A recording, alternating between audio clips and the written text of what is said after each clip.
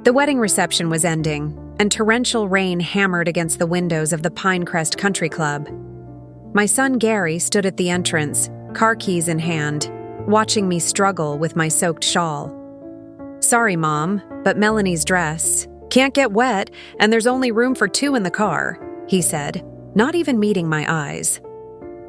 20 minutes later, I stood drenched on my doorstep, mascara running down my cheeks, watching their BMW disappear into the night. But what Gary didn't know was that I held more than just hurt feelings in my trembling hands. I held the power to change everything.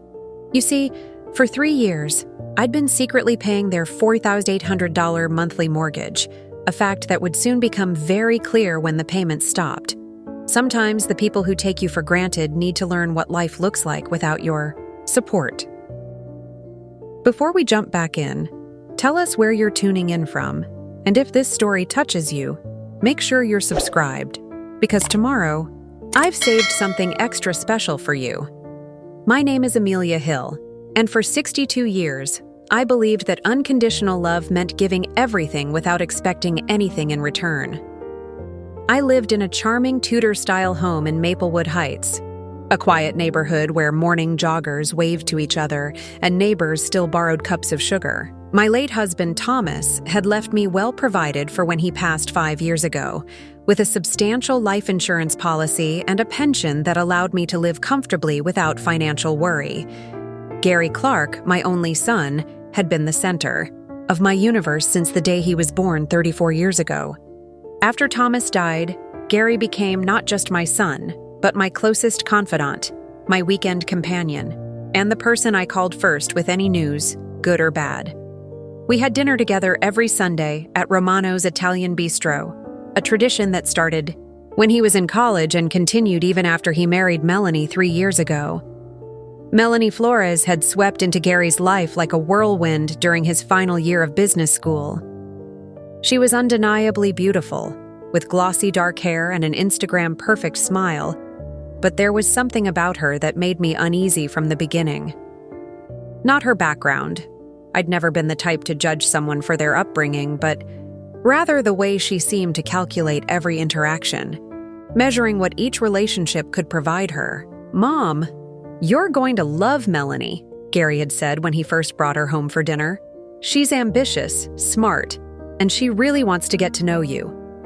I'd prepared his favorite meal, pot roast with herb potatoes and my famous apple crisp, and set the dining room table with my good china. Melanie arrived wearing designer jeans that probably cost more than my monthly grocery budget and spent most of the evening photographing her food for social media rather than engaging in conversation. "This is so authentic," she'd said, snapping pictures of my carefully prepared meal. "Very home style." The comment stung, though I couldn't quite articulate why. There was something dismissive in her tone, as if my cooking was quaint rather than loving, outdated rather than traditional. But Gary beamed at her with such obvious adoration that I swallowed my hurt feelings and smiled. "I'm just happy you're enjoying it," I'd replied, refilling her wine glass. Their relationship moved quickly. Within 6 months, they were engaged. Within a year, they were married in an elaborate ceremony at the Granfield Manor that cost more than my annual income. I'd offered to contribute what I could, but Gary had waved away my suggestion. "Don't worry about it, Mom. Melanie's parents are handling most of the expenses. Just focus on finding a beautiful dress and enjoying yourself." What he hadn't mentioned was that Melanie's parents had contributed exactly nothing to the wedding. I discovered this months later when Gary casually mentioned how stressed he was about the remaining payments to the wedding vendors. By then, they were already struggling with the mortgage on their new house in Clearwater Estates, the prestigious development where all of Gary's business school friends were buying homes. The house was stunning, a modern colonial with soaring ceilings, a gourmet kitchen with marble countertops, and a 3-car garage. It was also completely beyond their means. Gary was working at a mid-level position at Henderson Financial Group, earning a respectable but modest salary. Melanie worked part-time as a social media coordinator for a local boutique, a job that seemed to focus more on maintaining her online presence than generating substantial income. "We just need to get through the first few years," Gary had explained during one of our Sunday dinners. "Once I get promoted and Melanie's business takes off, we'll be fine." Melanie's business was an ambitious plan to become a lifestyle influencer, complete with sponsored posts and brand partnerships. She spent hours each day curating her image, photographing carefully arranged smoothie bowls and outfit layouts, but the financial returns were minimal. Meanwhile, their expenses continued to mount. I began noticing small signs of stress during our weekly dinners. Gary looked tired, with dark circles under his eyes that hadn't been there before marriage. He'd check his phone constantly, scrolling through banking apps with a worried expression.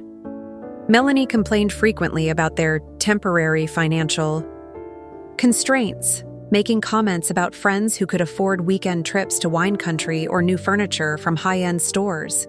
"It's so frustrating being stuck in this phase," she'd sigh, pushing her pasta around her plate. "All our friends are living these amazing lives, and we're counting pennies." The breaking point came 6 months after their wedding. Gary called me on a Tuesday evening, his voice tight with stress. "Mom, I need to ask you something, and I want you to know how hard this is for me." My heart clenched. I'd been waiting for this conversation, dreading it, but knowing it was inevitable. "The mortgage payment is due next week, and we're short. Not by much, just about $800, but short enough that we might be late." I hate asking, "But could you possibly?" He didn't need to finish the sentence. Of course I could help. I had savings, investments, and more money than I needed for my simple lifestyle. What was $800 compared to my son's security and peace of mind? "Don't even think about it," I'd said immediately. "I'll transfer the money tonight." But $800 became $1,200 the next month, then $1,500. Then, somehow, I was covering their entire mortgage payment of $4,800 every month, along with their car payments and credit card minimums. It happened so gradually that I barely noticed the transition from occasional help to complete financial support. Gary and Melanie never explicitly asked me to take over their mortgage. Instead, it evolved through a series of emergencies and temporary shortfalls. Melanie's car needed repairs. Gary's company delayed bonuses. Their washing machine broke and needed immediate replacement. Each crisis required my intervention, and each intervention became the new normal. The most painful part wasn't the money. I had plenty, and I genuinely wanted to help my son succeed. The painful part was watching how our relationship changed once the financial support became routine. Our Sunday dinners grew shorter, with Gary distracted by his phone and Melanie increasingly critical of the restaurants I chose. "This place is so outdated," she'd say, looking around Romano's with obvious disdain. "Gary, we should take your mom somewhere more modern next time." But there rarely was a next time that they initiated. I found myself always being the one to call, to suggest plans, to reach out. They were gracious enough when I did, but the enthusiasm had faded. I was no longer Gary's cherished mother and closest friend. I was his financial safety net, reliable and available, but not particularly exciting or valued beyond my utility. Still, I told myself this was temporary. Young couples struggled financially. It was normal, expected even. Once Gary got promoted and Melanie's influencer career gained traction, they'd regain their independence and we'd return to our close relationship. I just needed to be patient and supportive until they found their footing. What I didn't realize was that I wasn't helping them find their footing at all. I was enabling them to live beyond their means while gradually erasing my own significance in their lives. The woman who had raised Gary with love and sacrifice was becoming invisible, taken for granted like the monthly mortgage payments that appeared in their account, without acknowledgement or appreciation. But that realization was still months away, hidden behind my desire to be needed and my fear of confronting the uncomfortable truth about what our family dynamic had become. The first sign that something fundamental had shifted in our relationship came during Gary's 34th birthday celebration. I'd planned what I thought would be a perfect evening, dinner at Steakhouse 21, the upscale restaurant where Thomas and I had celebrated our anniversary every year. I'd made reservations for 3, assuming it would be our usual intimate family gathering. But when I arrived, I found Gary and Melanie already seated at a table for 8, surrounded by couples I barely recognized. These were their new friends from Clearwater Estates, all impeccably dressed and radiating the kind of effortless wealth that comes from family money or high-powered careers. I stood awkwardly at the hostess station, clutching Gary's birthday gift, feeling suddenly overdressed in my best navy dress that now seemed hopelessly dated. "Mom!" Gary waved me over with what seemed like forced enthusiasm. "Come meet everyone! Come meet everyone!" The introductions were a blur of names and occupations that made my own background as a retired elementary school teacher feel impossibly small. There was Sebastian Baker, a pharmaceutical executive, and his wife Sadie Rogers, who owned 3 boutique fitness studios. Owen Adams managed investment portfolios for tech entrepreneurs, while his partner Julia Murray ran a successful interior design firm. I found myself squeezed between Melanie and a woman named Athena Foster, whose husband apparently owned a chain of luxury car dealerships.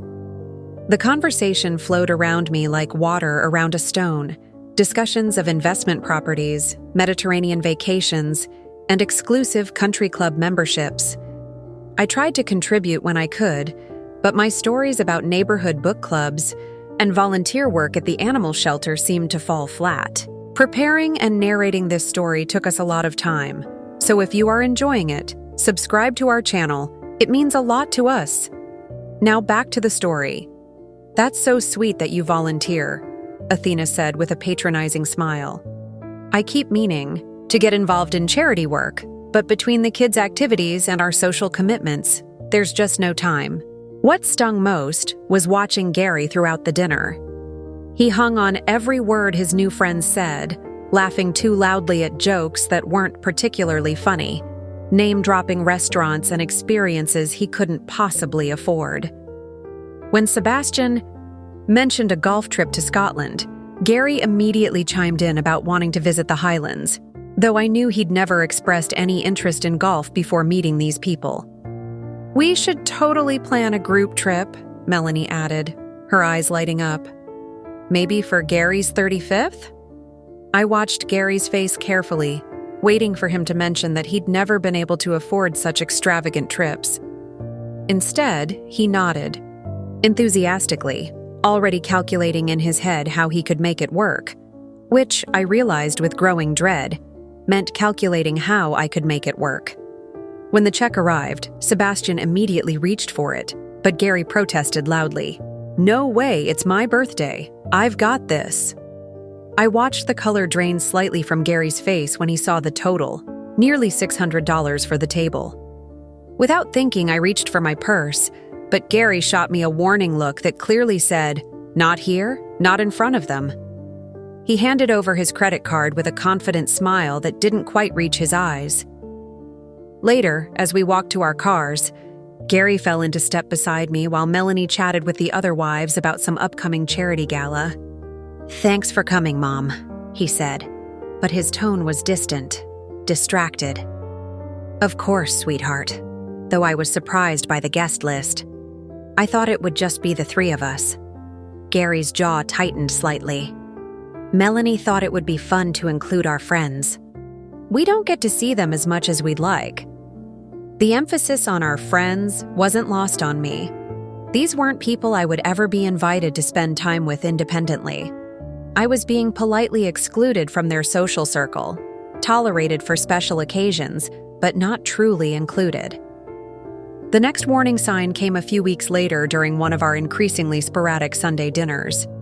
I'd suggested Romano's as usual, but Gary had countered with a new farm-to-table restaurant in downtown Millbrook that had recently opened.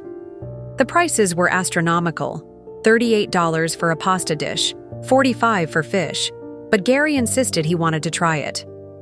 "We need to expand our horizons," he said, echoing something that sounded very much like Melanie's influence. "Romano's is fine, but it's not exactly sophisticated." The word hit me like a physical blow. Romano's, where we'd shared countless conversations, where the staff knew our names and our usual orders, where Gary had told me about his college struggles and his dreams for the future.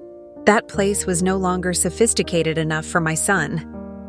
Throughout dinner, Gary seemed distracted, constantly checking his phone and making comments about the restaurant's Instagram presence and its potential for creating content. When had my son, who used to roll his eyes at people who photographed their food, become someone who evaluated restaurants based on their social media worthiness? "The lighting here is perfect," he mused, angling his plate toward the window. "Melanie would love this place." "Where is Melanie tonight?" I asked, suddenly realizing this was the first Sunday dinner we'd had alone in months. "Oh, she's at some networking event for influencers, meeting potential brand partners, you know." I didn't know, actually. The whole concept of networking events for social media personalities seemed foreign to me, but I nodded as if I understood. What bothered me more was the casual way Gary accepted Melanie's absence from our family tradition, as if her career aspirations automatically took precedence over our relationship. The conversation felt stilted throughout the meal, filled with awkward pauses and topics that seemed to have invisible boundaries. Gary talked about work in vague terms, mentioning colleagues I'd never heard of and projects that sounded impressive but meaningless. When I asked about their finances, carefully, gently, Gary's responses were evasive. "We're managing," he said, which I'd learned was code for still struggling but don't want to discuss details. "I got a small raise last month," he added, though, based on my continued mortgage payments, that raise hadn't translated into financial independence. The most telling moment came when our server brought the check. In the past, Gary and I had always split the bill or taken turns paying, a casual arrangement that acknowledged we were both adults contributing to our time together. But now, Gary automatically handed me the check without even looking at the total. "Thanks, Mom," he said, already standing to leave. "This was great. We should do it again soon." But soon never seemed to arrive unless I initiated it. I found myself always being the one to call, to suggest plans, to reach out. Gary had become reactive rather than proactive in our relationship, responding when I contacted him but rarely initiating contact himself. The third major warning sign came during Melanie's birthday in late autumn. I'd asked Gary what she might like as a gift, hoping to find something thoughtful that would improve our relationship. Gary had been vague, suggesting gift cards or cash contributions towards something she really wanted. "She's been talking about this designer handbag," he'd said. "It's a bit expensive, but it's something she's really passionate about."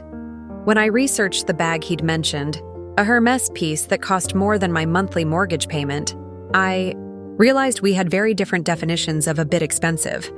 Instead, I'd chosen a beautiful silk scarf from a local artisan, something unique and personal that I thought showed care and attention. Melanie's reaction when she opened my gift told me everything I needed to know about my place in their lives. Her smile was polite but forced, the kind of expression you might give to a distant relative whose gift you'll return as soon as possible. "Oh, how unique," she said, holding the scarf at arm's length as if she couldn't quite figure out what to do with it. "Thank you, Amelia." The formal use of my first name, rather than Mom or even Mrs. Hill, felt like a deliberate distance-creating strategy. Around the table, her friends cooed over designer jewelry and expensive electronics that their families had given her. My handcrafted scarf was clearly the poor relation among the gifts, beautiful but worthless in their social currency.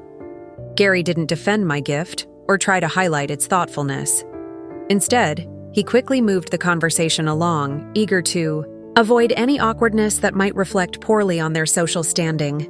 In that moment, I realized that I had become an embarrassment to my own son, not because of anything I'd done wrong, but because my values and lifestyle no longer aligned with the image he was trying to project. The evening ended with polite thanks and promises to get together soon, but I could feel the growing chasm between us. I was no longer Gary's beloved mother who had sacrificed everything to give him opportunities. I was now the woman who provided financial support, but whose presence needed to be managed carefully to avoid social embarrassment. Driving home alone. That night, I finally allowed myself to acknowledge what had been building for months. My relationship with Gary was fundamentally broken, not by any dramatic conflict, but by the slow erosion of respect and genuine affection.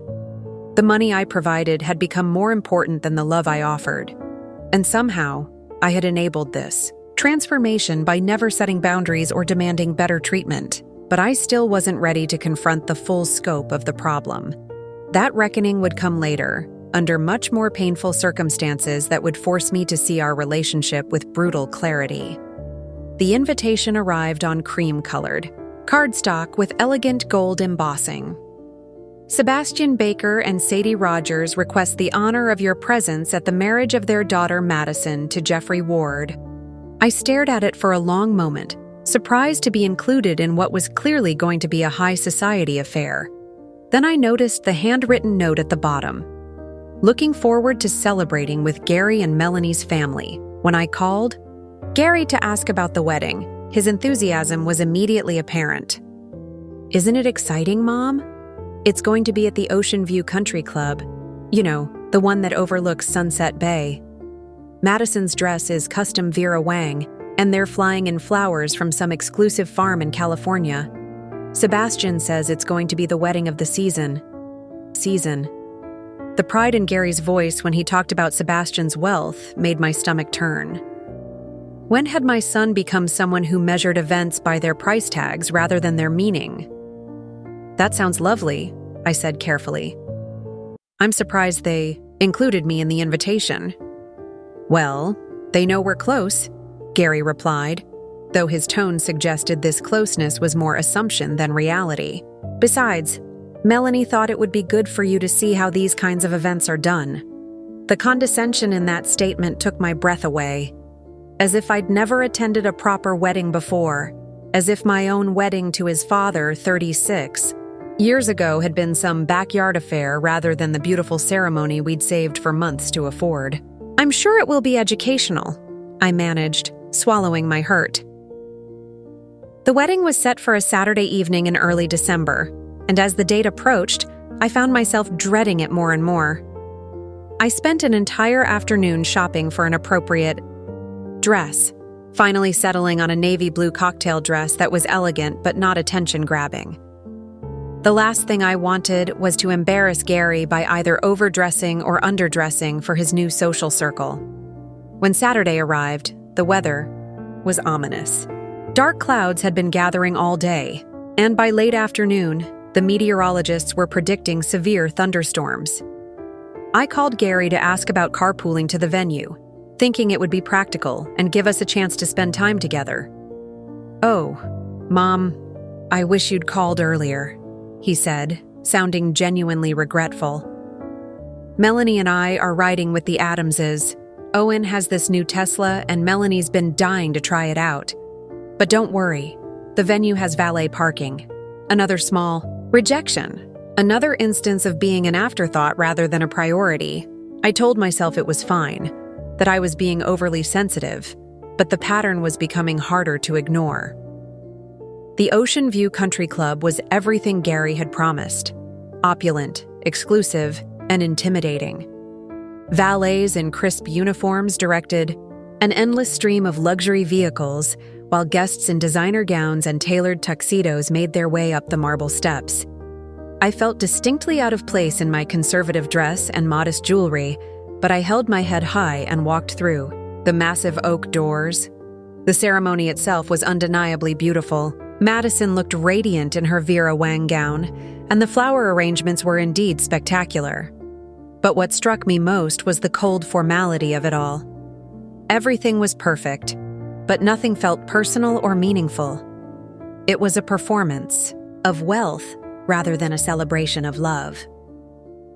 During the cocktail hour, I found myself standing alone more often than not. Gary and Melanie were constantly in motion, working the room like politicians at a fundraiser. When they did include me in conversations, It was with the kind of careful supervision parents might use when introducing a difficult relative to important friends.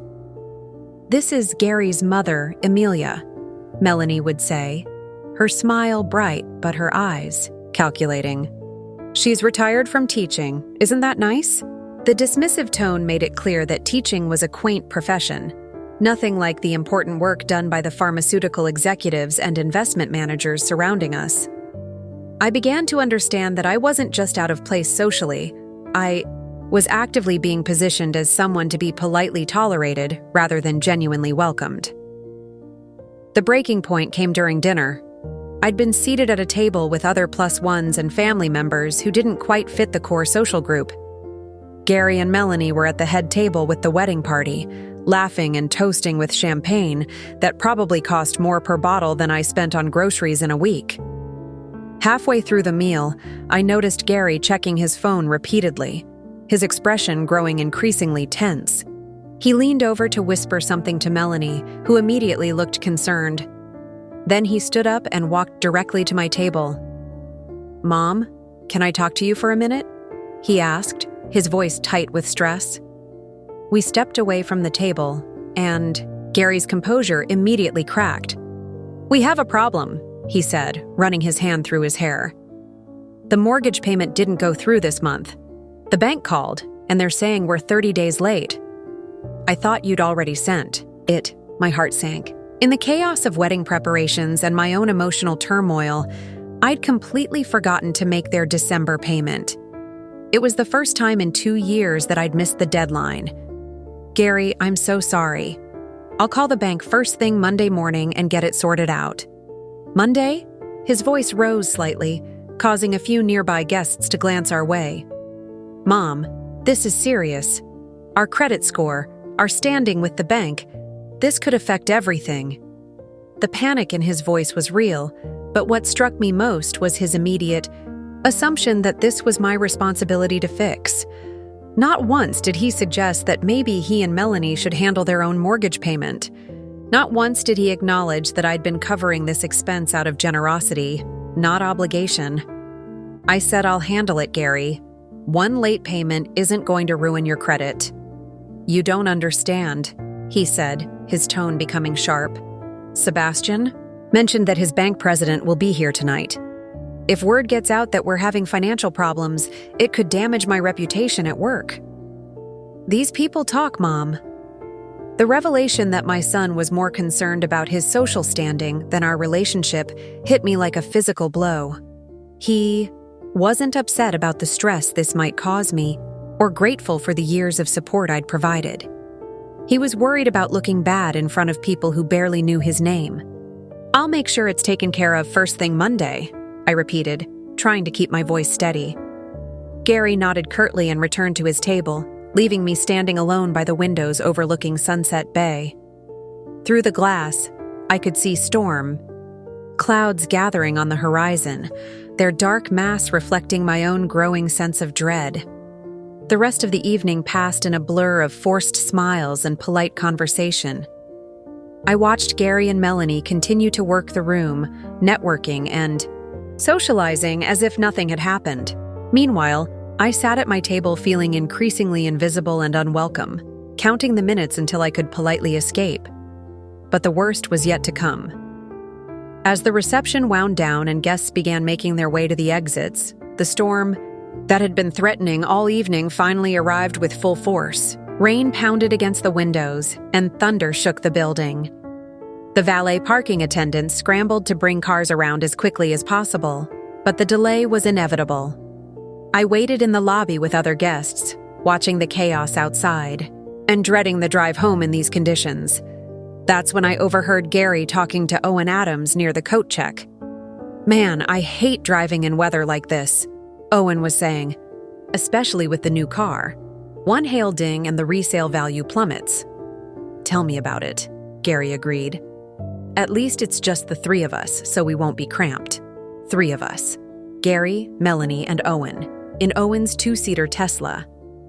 I felt a chill that had nothing to do with the storm outside. Gary had completely forgotten about me, forgotten that I would need a way home, forgotten that his 62-year-old mother was standing 20 feet away with no transportation in a dangerous thunderstorm when I approached to ask about the ride. Situation.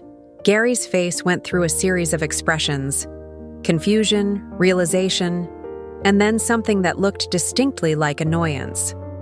"Oh, Mom, we're riding with Owen, and his car only seats 2. Actually, it seats 4, Owen interjected helpfully. But the back seats are pretty small. Gary shot Owen a look that clearly said not helping, then turned back to me with an expression of forced regret. The thing is, Melanie's dress is really delicate, and if it gets wet or wrinkled, it could be ruined. And you know how these designer things are? Insurance doesn't cover that kind of damage." I stared at my son, watching him choose between his mother's safety and his wife's dress. And as the rain continued to pound against the windows of the Ocean View Country Club, I realized that this wasn't just thoughtlessness or poor planning. This was a deliberate choice that revealed exactly where I stood in their priorities. The crisis had begun, but I was still too shocked to fully comprehend how completely my relationship with Gary had deteriorated. What happened next will be burned into my memory forever. Gary stood there in the opulent lobby of the Ocean View Country Club, car keys dangling from his finger, actually weighing whether his wife's designer dress was more important than his mother's safety in a thunderstorm. The silence stretched between us as other wedding guests hurried past, eager to reach their warm, dry cars. "Mom, you understand, right?" Gary said finally, his voice taking on that placating tone he'd perfected over the past year. "Melanie's dress cost $3,000. If it gets ruined,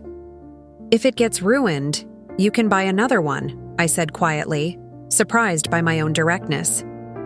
"But if I get hurt driving home in this storm—" "You're a good driver," he interrupted, as if that settled the matter.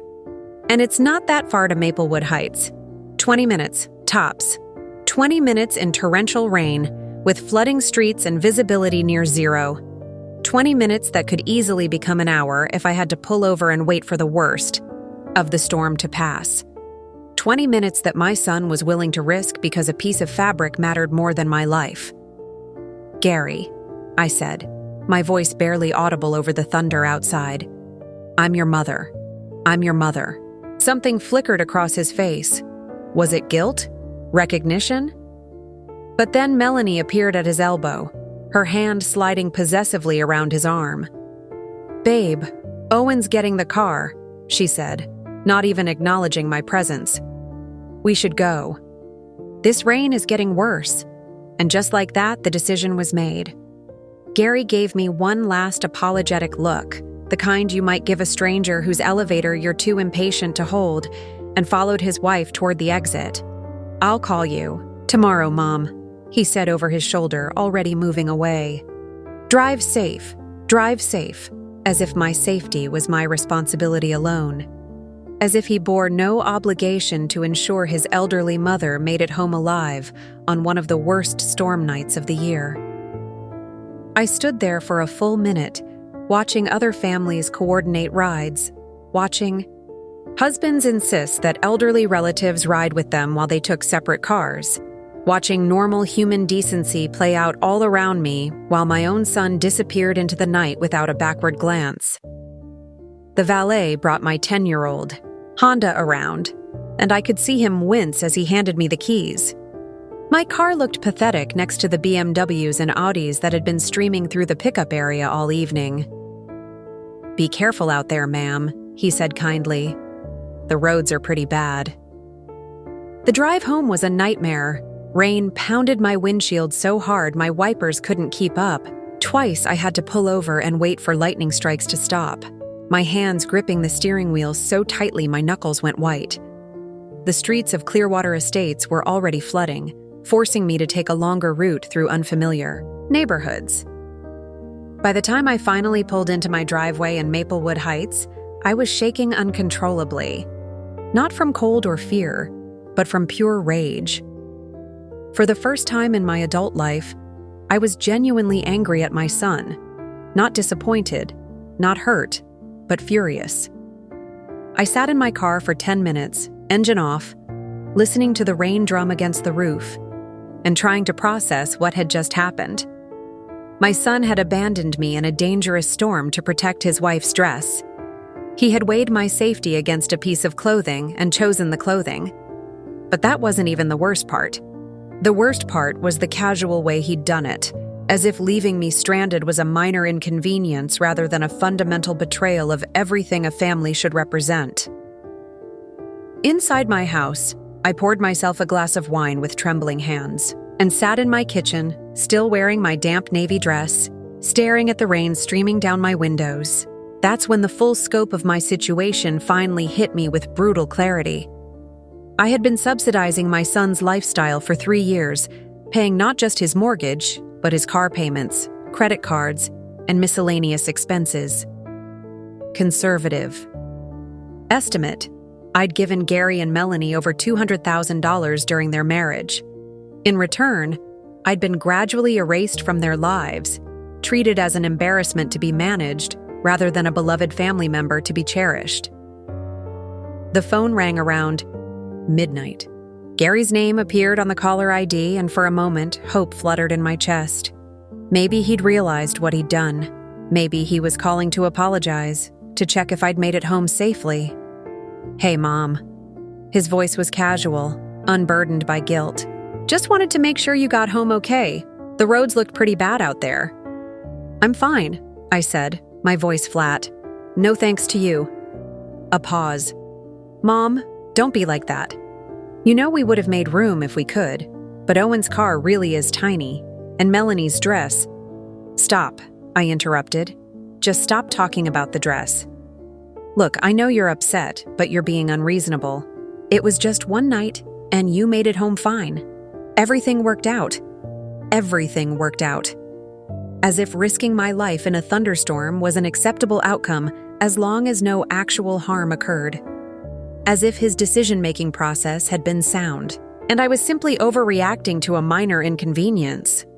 "Gary," I said slowly, "do you have any idea how much money I've given you and Melanie over the past 3 years?" Another pause, longer this time. "Mom, we've never asked you for anything you couldn't afford, and we've always been grateful."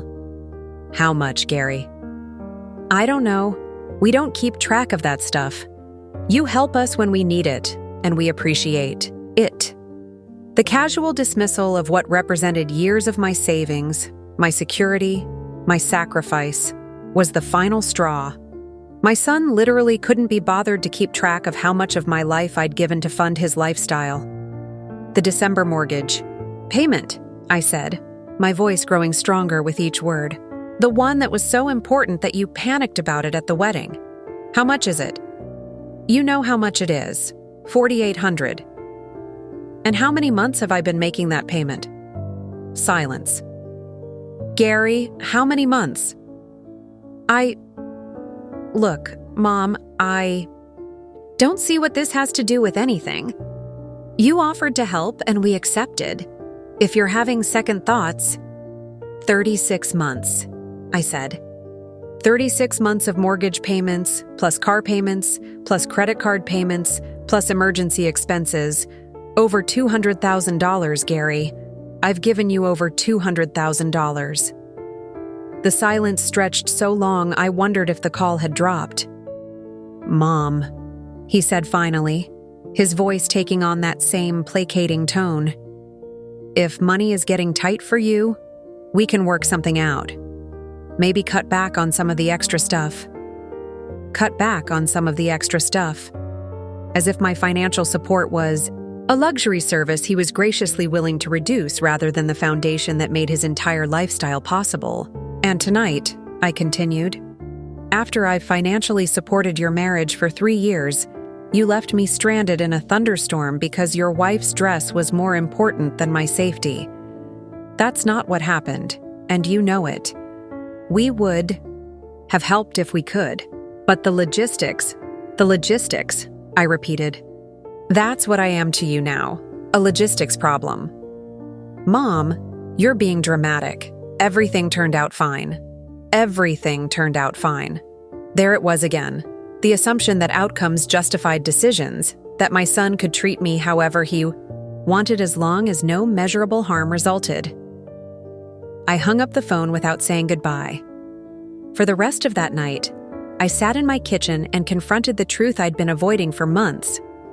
My relationship with Gary was over, not in any dramatic sense, but in the quiet way that erosion eventually destroys even the strongest foundations. The son I'd raised, the boy who used to call me his best friend, the young man who had once told me he hoped to be half as good a parent as I'd been, that person no longer existed.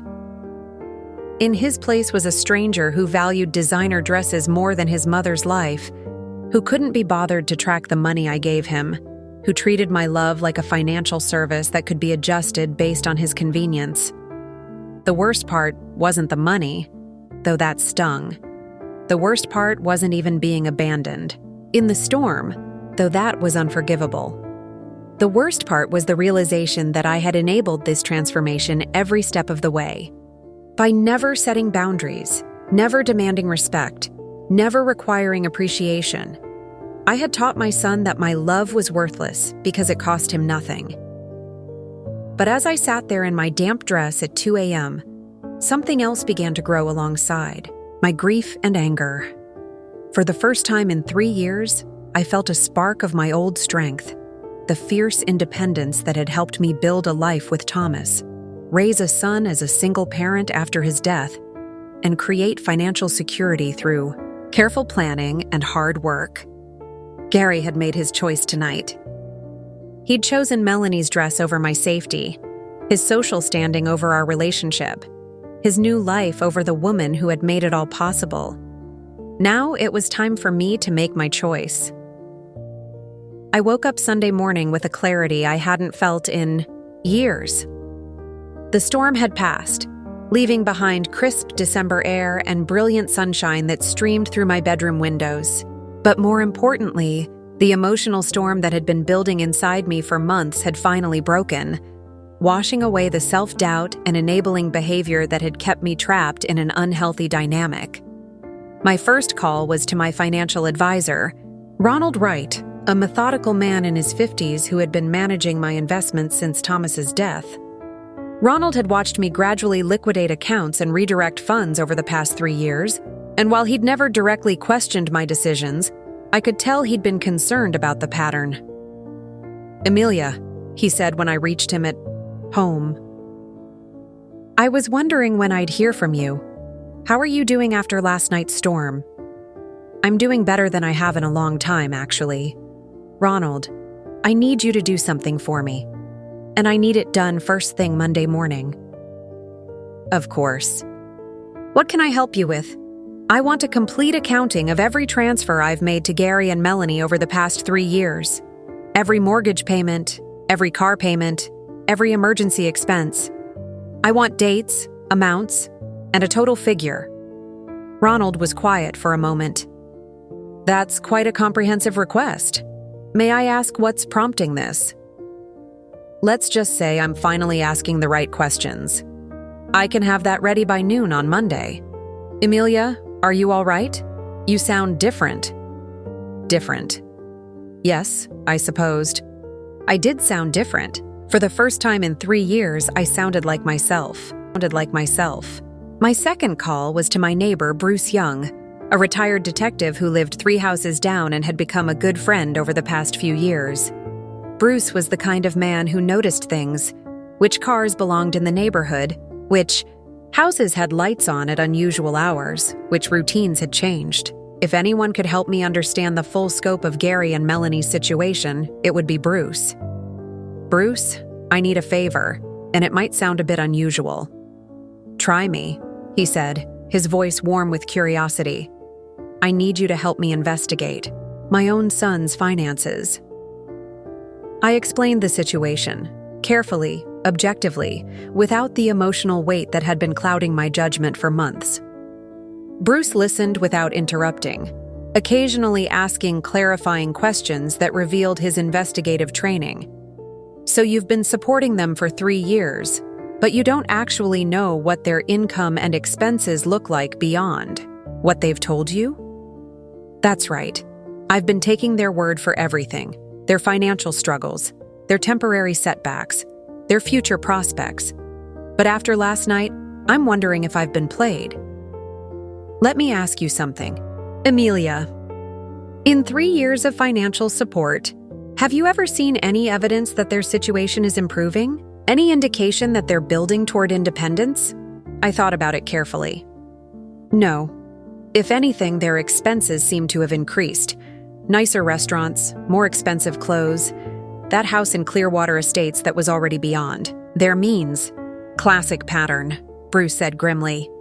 People who are genuinely struggling reduce their expenses. People who are taking advantage increase them because they know someone else is paying the bills. But surely Gary wouldn't deliberately manipulate me. He's my son. Amelia, some of the worst financial abuse cases I investigated involved family members. Blood relationship doesn't automatically create ethical behavior. In fact, it sometimes makes the abuse worse because the victim, the person being taken advantage of, is less likely to set boundaries or demand accountability. Bruce agreed to help me do some discreet investigation. As a retired detective, he still had access to certain databases and contacts who could provide information about property records, employment verification, and public financial filings. Nothing illegal or invasive, but enough to verify whether Gary and Melanie's situation was as dire as they'd claimed. My third call was the most difficult. I dialed the number for Aaliyah Fisher, Gary's ex-girlfriend from college. They'd dated for 2 years, and I'd always liked her. She was direct, intelligent, and had a good read on people's character. More importantly, they'd remained friendly. After their breakup, and I knew she still followed Gary and Melanie on social media. Mrs. Hill, Aaliyah sounded genuinely pleased to hear from me. How are you? It's been ages. I'm doing well, dear. Listen, I'm calling because I need to ask you something, and I hope you'll be honest with me even if it's uncomfortable. Of course. What's going on? From what you see on social media and through mutual friends, how would you assess Gary and Melanie's lifestyle? Do they seem to be struggling financially? Aaliyah was quiet for a long moment. Mrs. Hill, why are you asking? Because I've been helping them financially for 3 years, and I'm starting to question whether they actually need the help. Oh, another pause. Mrs. Hill, I probably shouldn't say this, but no, they don't seem to be struggling at all. Melanie posts constantly about expensive restaurants, weekend trips, designer purchases. Gary's LinkedIn shows him at networking, events and professional conferences that cost hundreds of dollars to attend. If they're having money problems, they're hiding it really well. My heart sank, though part of me had been expecting this confirmation. There's something else, Aaliyah continued reluctantly. A few months ago, I ran into Gary's college roommate, Caleb Wright, at a coffee shop. He mentioned that Gary had been bragging about having family money to fall back on. He said Gary told him his mother was well off and happy to help them get established. Family money. As if my modest teacher's pension and Thomas's life insurance policy constituted some kind of trust fund. As if my financial support was an entitlement rather than a sacrifice. Aaliyah, did Gary ever talk about me during your relationship? About our family dynamic? He did, actually. He always spoke about you with such love and respect. He used to say you were the strongest person he knew, that you'd sacrificed everything to give him opportunities. He was genuinely proud of you, Mrs. Hill. That's why this whole situation surprises me. That's why it surprised her. Because the Gary she'd known, the Gary I'd raised, would never have treated his mother the way I'd been treated last night. Somewhere along the way, my son had changed, and I'd been too close to the situation to see it happening. By Monday afternoon, I had my answers. Ronald's financial analysis was damning. $237,000 transferred to Gary and Melanie over 36 months, with the amounts increasing rather than decreasing over time. Bruce's investigation revealed that Gary's salary at Henderson Financial Group was actually higher than he'd let me believe. Not dramatically, but enough to make their mortgage payments manageable if they'd adjusted their lifestyle accordingly. More disturbing was Bruce's discovery that they'd refinanced their house 6 months ago, taking out an additional $50,000 in equity. When I asked Gary about major expenses during that period, he'd mentioned nothing that would account for such a large withdrawal. "Where do you think that $50,000 went?" I asked Bruce as we sat in my kitchen reviewing his findings. "Lifestyle. Expenses, most likely. Or investments they didn't want to discuss with you. The point is, they're not exactly living paycheck to paycheck if they can qualify for additional borrowing." The final piece of evidence came from an unexpected source.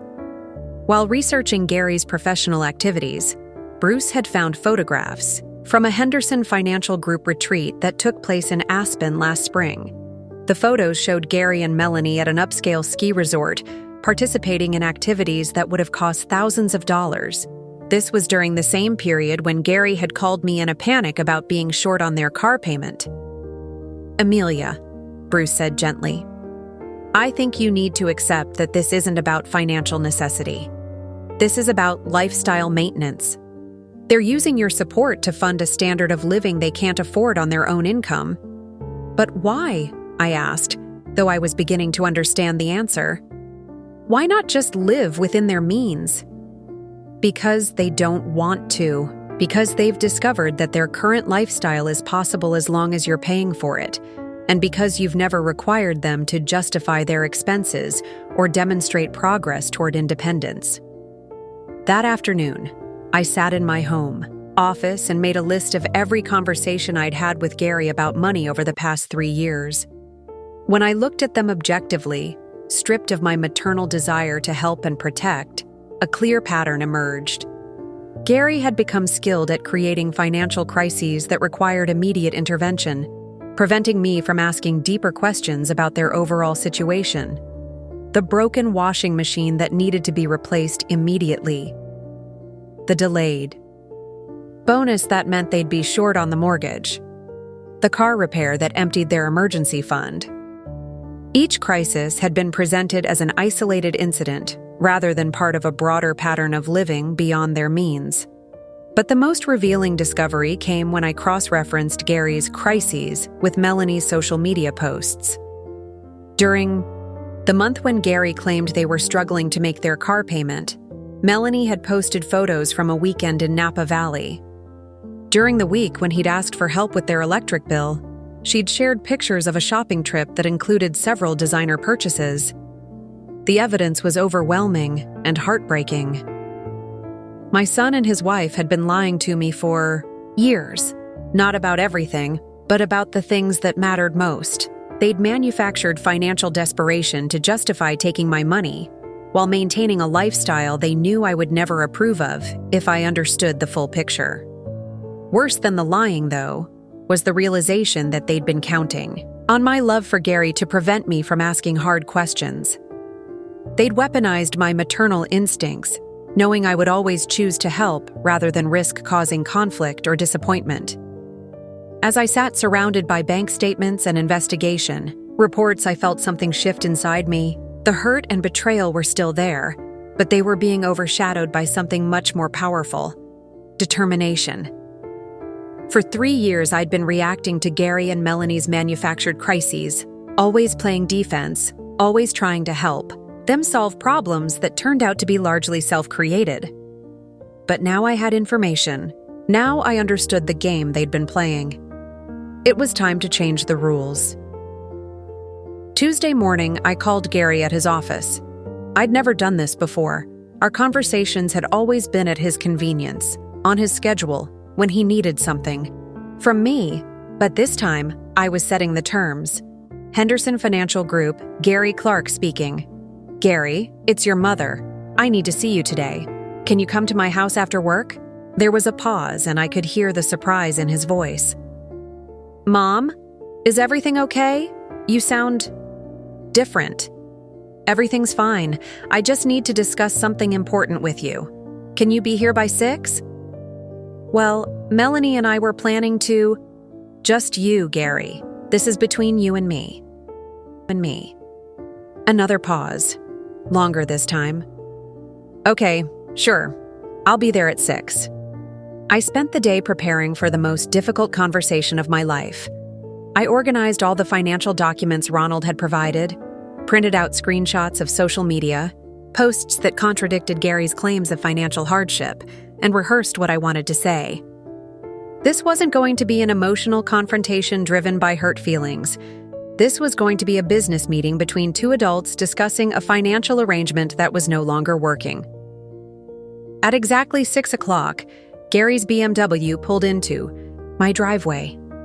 I watched him through the window as he sat in his car for a moment, checking his phone, probably texting Melanie about this unexpected summons.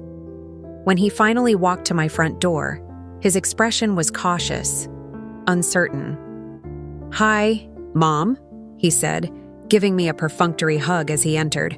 "What's this about? You've got me worried." "Sit down," I said, gesturing to my dining room table where I'd laid out the financial documents. "We need to talk." Gary's eyes immediately went to the paperwork spread across the table: bank statements, transfer records, printed emails about mortgage payments. His face went pale. "Mom, what is all this?" "This," I said, settling into the chair across from him, "is a complete record of every dollar I've given you and Melanie over the past 3 years. $237,000 to be exact." Gary stared at the documents as if they might disappear if he looked hard enough. Why did you pull all this together?" "Because Saturday night, when you left me stranded in a thunderstorm to protect your wife's dress, I realized I needed to understand exactly what I've been paying for." "Mom, we've been through this. The car situation was just logistics. Stop." My voice was firm in a way that clearly surprised him. "We're not talking about Saturday night right now. We're talking about 3 years of financial support that you've never properly acknowledged or accounted for." I picked up the first document, a summary sheet Ronald had prepared. 36 mortgage payments of $4,800 each. That's $172,800. Just for your mortgage, Gary. That doesn't include car payments, credit card bills, or emergency expenses. Gary shifted uncomfortably in his chair. "We never asked you to keep track of—" "But I did keep track," I interrupted. "And now I have some questions. First question, what happened to the $50,000 you borrowed against your house equity 6 months ago?"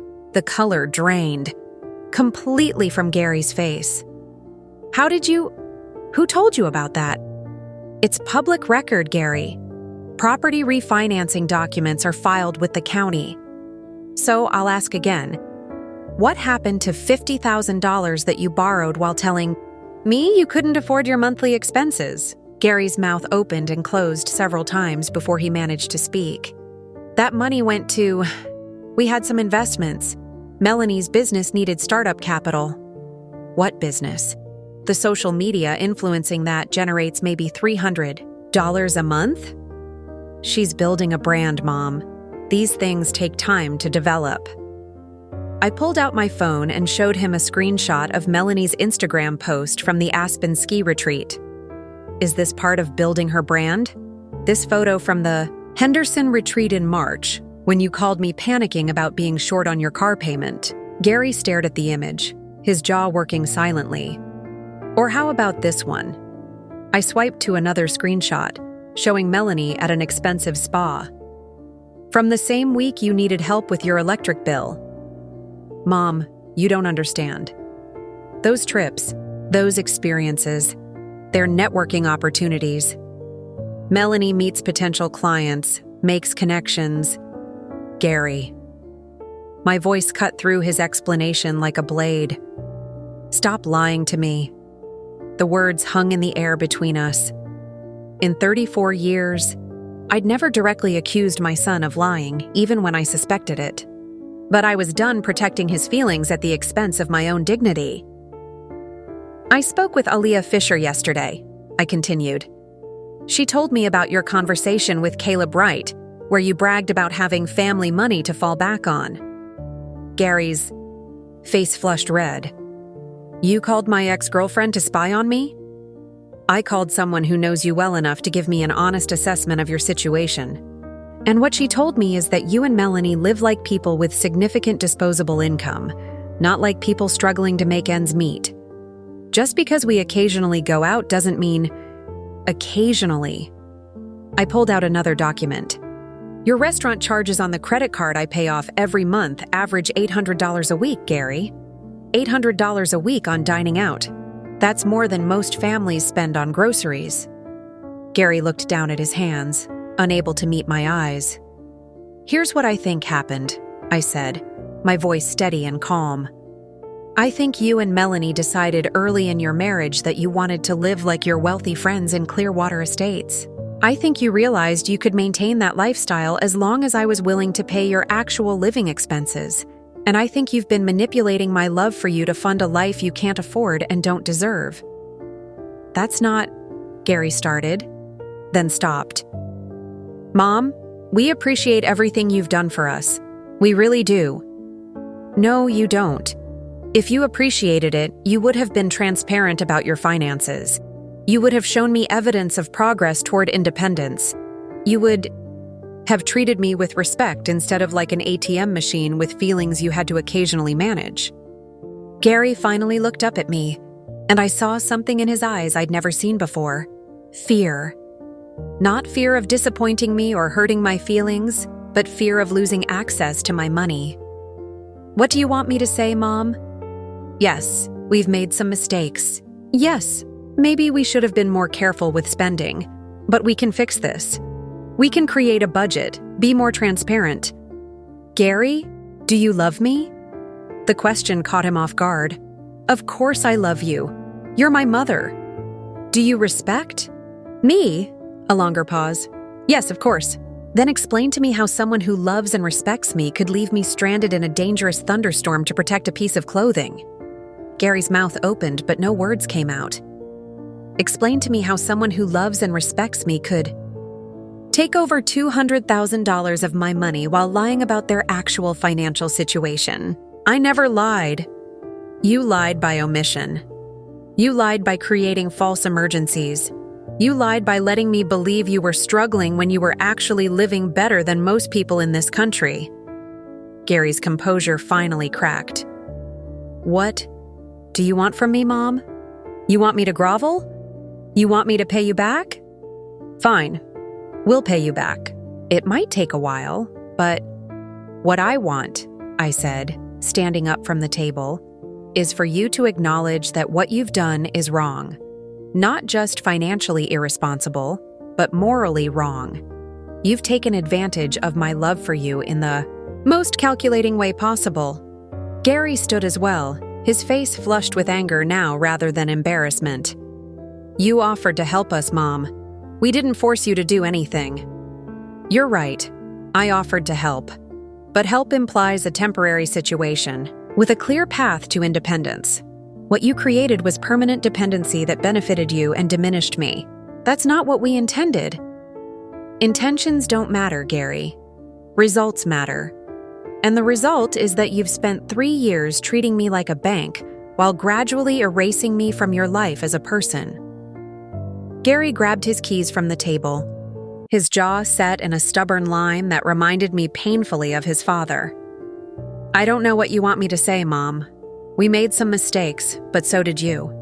You enabled this situation just as much as we did. The accusation hit me like a physical blow, partly because it contained a grain of truth. I had enabled this situation by never setting boundaries, never demanding accountability. You're absolutely right, I said, surprising him with my agreement.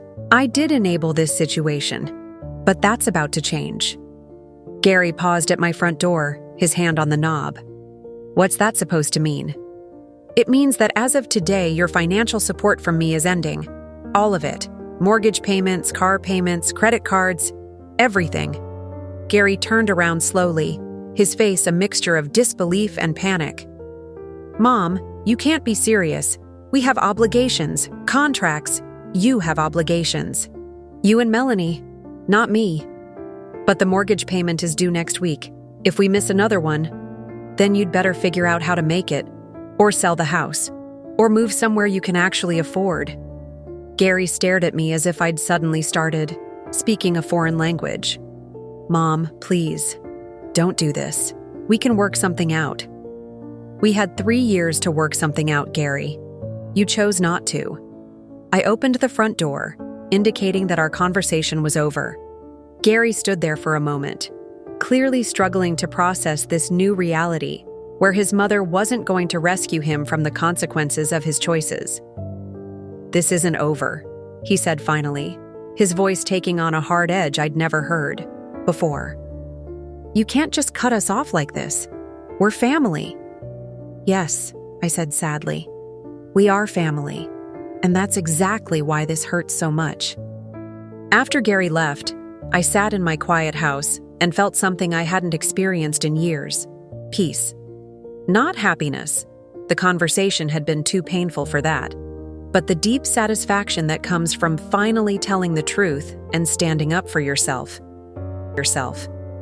For 3 years, I'd been afraid of losing Gary's love.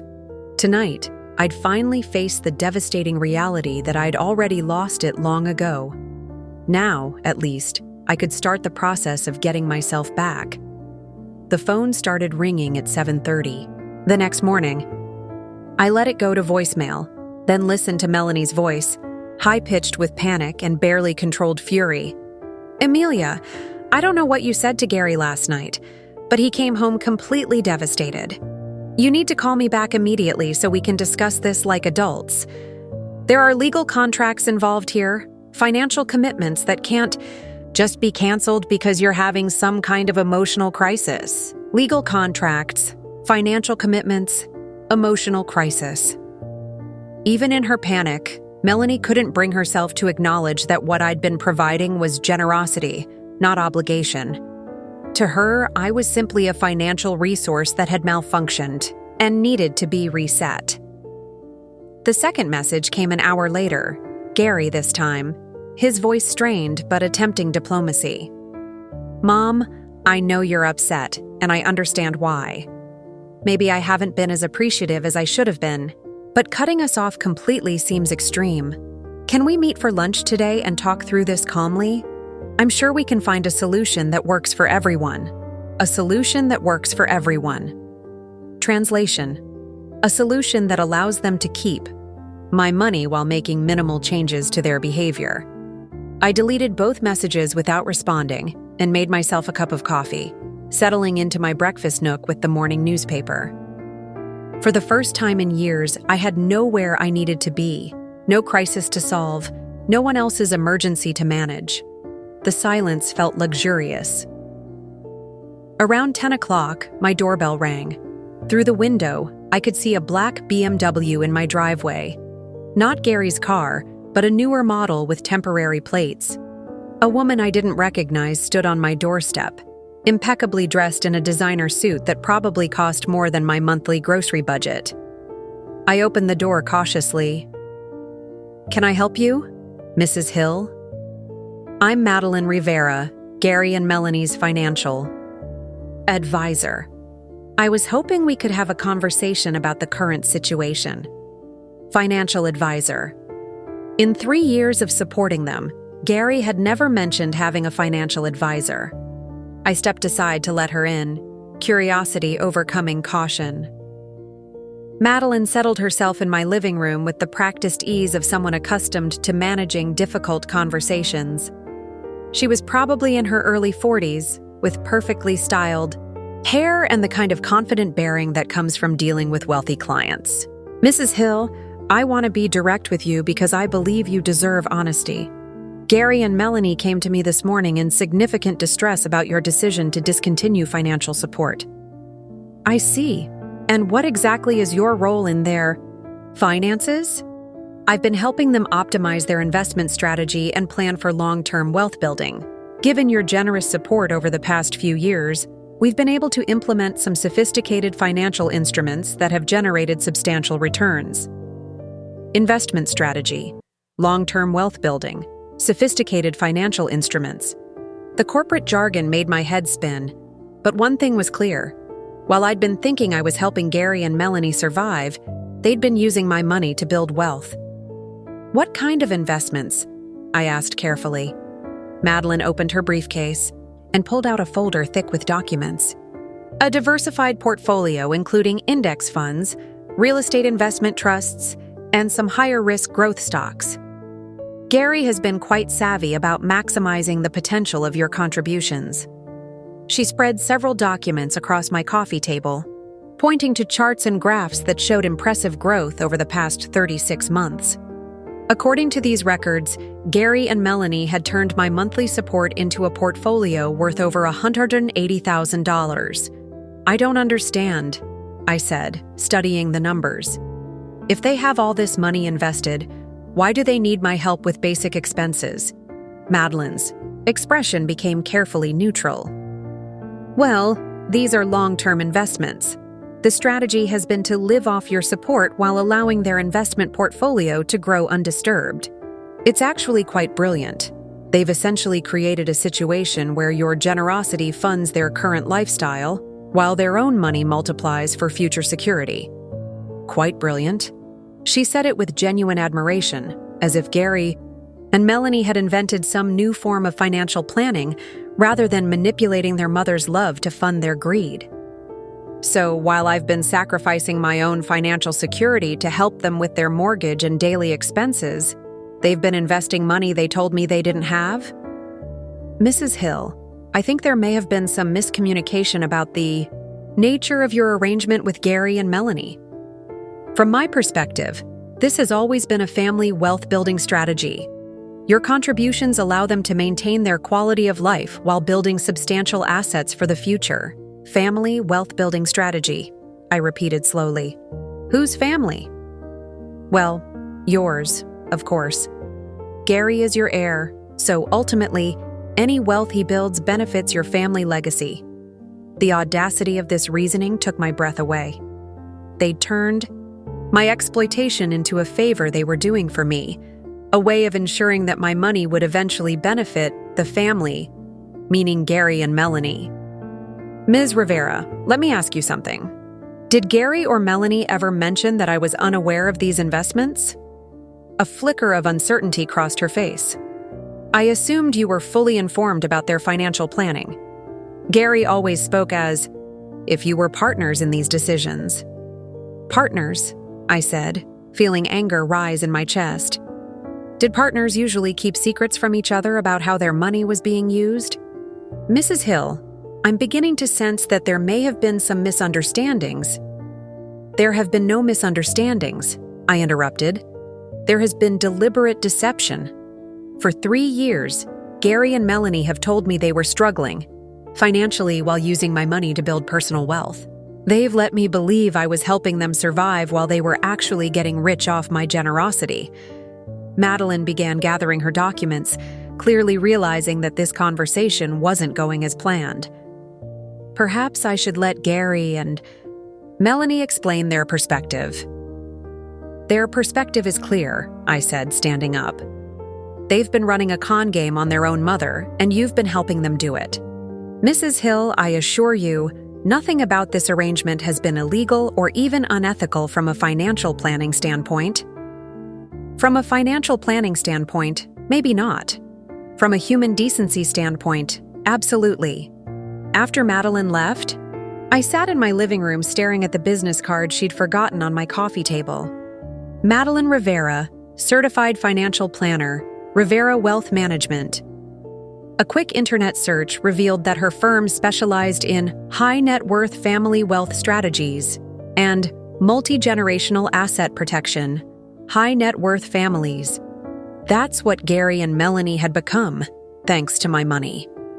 While I'd been cutting back on my own expenses to afford their mortgage payments, they'd been building a portfolio that would ensure their financial security for decades. The revelation was devastating, but it also completed the picture I'd been assembling since Saturday night. This wasn't about young people struggling to get established. This wasn't about temporary hardship or poor financial planning. This was about entitlement, greed, and a calculated plan to extract as much money as possible from someone who loved them unconditionally. I called Bruce Young and asked him to come over immediately. "Emilia, you look like you've seen a ghost," he said when I opened the door. "Worse than a ghost. I've seen the truth." I explained about Madeline's visit and showed him the investment documents she'd left behind. Bruce studied them carefully, his detective's mind analyzing the implications. "This is sophisticated," he said finally. "They've essentially been using you as an unwitting partner in their wealth-building strategy. You pay their living expenses, they invest their actual income, and in a few years they'll be financially independent while you've depleted your own savings." "Bruce, what kind of person does this to their mother?" "Someone who doesn't see you as a mother," he said bluntly. "Someone who sees you as a resource to be exploited." The words hit me like a physical blow, but they also brought clarity. All these months, I'd been trying to understand how Gary could treat me so callously while still claiming to love me. The answer was that he didn't see me as a person deserving of respect and consideration. He saw me as a means to an end. "There's something else," Bruce said, pulling out his phone. "I've been doing some more research since our conversation on Monday. Melanie's social media presence isn't just lifestyle posting. She's actually been monetizing it more than you might think." He showed me an Instagram account I'd never seen before, one where Melanie promoted luxury lifestyle content to nearly 50,000 followers. Sponsored posts for high-end brands, affiliate marketing for expensive products, and promotional content for exclusive events. "She's not just playing at being an influencer," Bruce explained. "She's actually making substantial money from it. Conservative estimate, based on her follower count and engagement rates, she's probably earning between $3,000 and $5,000 a month. $3,000 to $5,000 a month. Combined with Gary's salary, they could afford their mortgage without my help. They could afford their entire lifestyle without my help. But why live off their own money when they could live off mine and invest theirs?" That evening, I sat in my kitchen and wrote a letter. Not to Gary. I was done trying to communicate with someone who had lost the ability to hear me as anything other than a financial resource. Instead, I wrote to myself, documenting everything I'd learned and everything I felt. I wrote about the woman I'd been before this relationship consumed my life. Independent, strong, financially secure. I wrote about the woman I'd become, enabling, anxious, gradually impoverished emotionally and financially. And I wrote about the woman I intended to be moving forward, someone who would never again confuse love with financial servitude. By the time I finished writing, it was nearly midnight, and I felt something I hadn't experienced in years: excitement about my future. For 3 years, my life had revolved around Gary and Melanie's manufactured crises. Now, for the first time since Thomas died, I was looking forward to tomorrow as an opportunity rather than an obligation. The revelation was complete. I understood not just what had been done to me, but why it had been possible. I'd confused being needed with being loved, and in doing so, I'd created a situation where my love became worthless because it cost nothing to receive. But understanding the why was only the beginning. Now it was time to decide what came next. If you're enjoying this story, please take a moment to like this video and subscribe to our channel. Your support means the world to us. Thursday morning brought another round of increasingly desperate phone calls. Gary called 3 times before noon, each message more frantic than the last. Melanie left 2 voicemails that oscillated between pleading and threatening. But the most revealing call came from someone I'd never heard from before. Larry Hayes, Gary's supervisor at Henderson Financial Group. "Mrs. Hill, I hope you don't mind me calling directly. Gary gave me your number and asked me to reach out about a family financial matter that's affecting his work performance." I was stunned. Gary had involved his boss in our personal situation, spinning some version of events that painted me as the problem that needed managing. "I'm not sure what Gary told you, Mr. Hayes, but this is a private family matter." Of course. I don't want to overstep boundaries," It's just that Gary seems quite distressed about some misunderstanding regarding family support, and it's impacting his ability to focus on his responsibilities here. I was hoping perhaps we could find a way to resolve whatever miscommunication has occurred. Miscommunication. That's how Gary had framed my decision to stop enabling his lifestyle, as a simple misunderstanding between family members rather than a consequence of his own actions. Mr. Hayes, I appreciate your concern for Gary's well-being, but there's no miscommunication here. I've made a deliberate decision to discontinue financial support, and that decision is final. There was a pause, and I could practically hear Larry recalculating his approach. Mrs. Hill, I don't know the details of your family arrangement, but Gary is a valued employee with significant potential. If there's anything the company can do to help mediate this situation. The company? I couldn't hide my disbelief. Gary has involved his employer in trying to pressure me into continuing. To pay his mortgage? Well, not exactly. I mean, he simply expressed that he's dealing with some family stress that might require him to make difficult decisions about his career if certain support systems aren't available. In other words, Gary was threatening to quit his job, or at least threatening to perform poorly enough to get fired if I didn't resume my financial support. He was holding his own career hostage to manipulate me. Mr. Hayes, I suggest you tell Gary that his family stress would be significantly reduced if he learned to live within his means. Good day. I hung up, shaking with anger. Gary had crossed a line I didn't even know existed. Involving his boss, trying to create professional pressure to force my compliance. It was manipulative in a way that revealed just how far he was willing to go to maintain access to my money.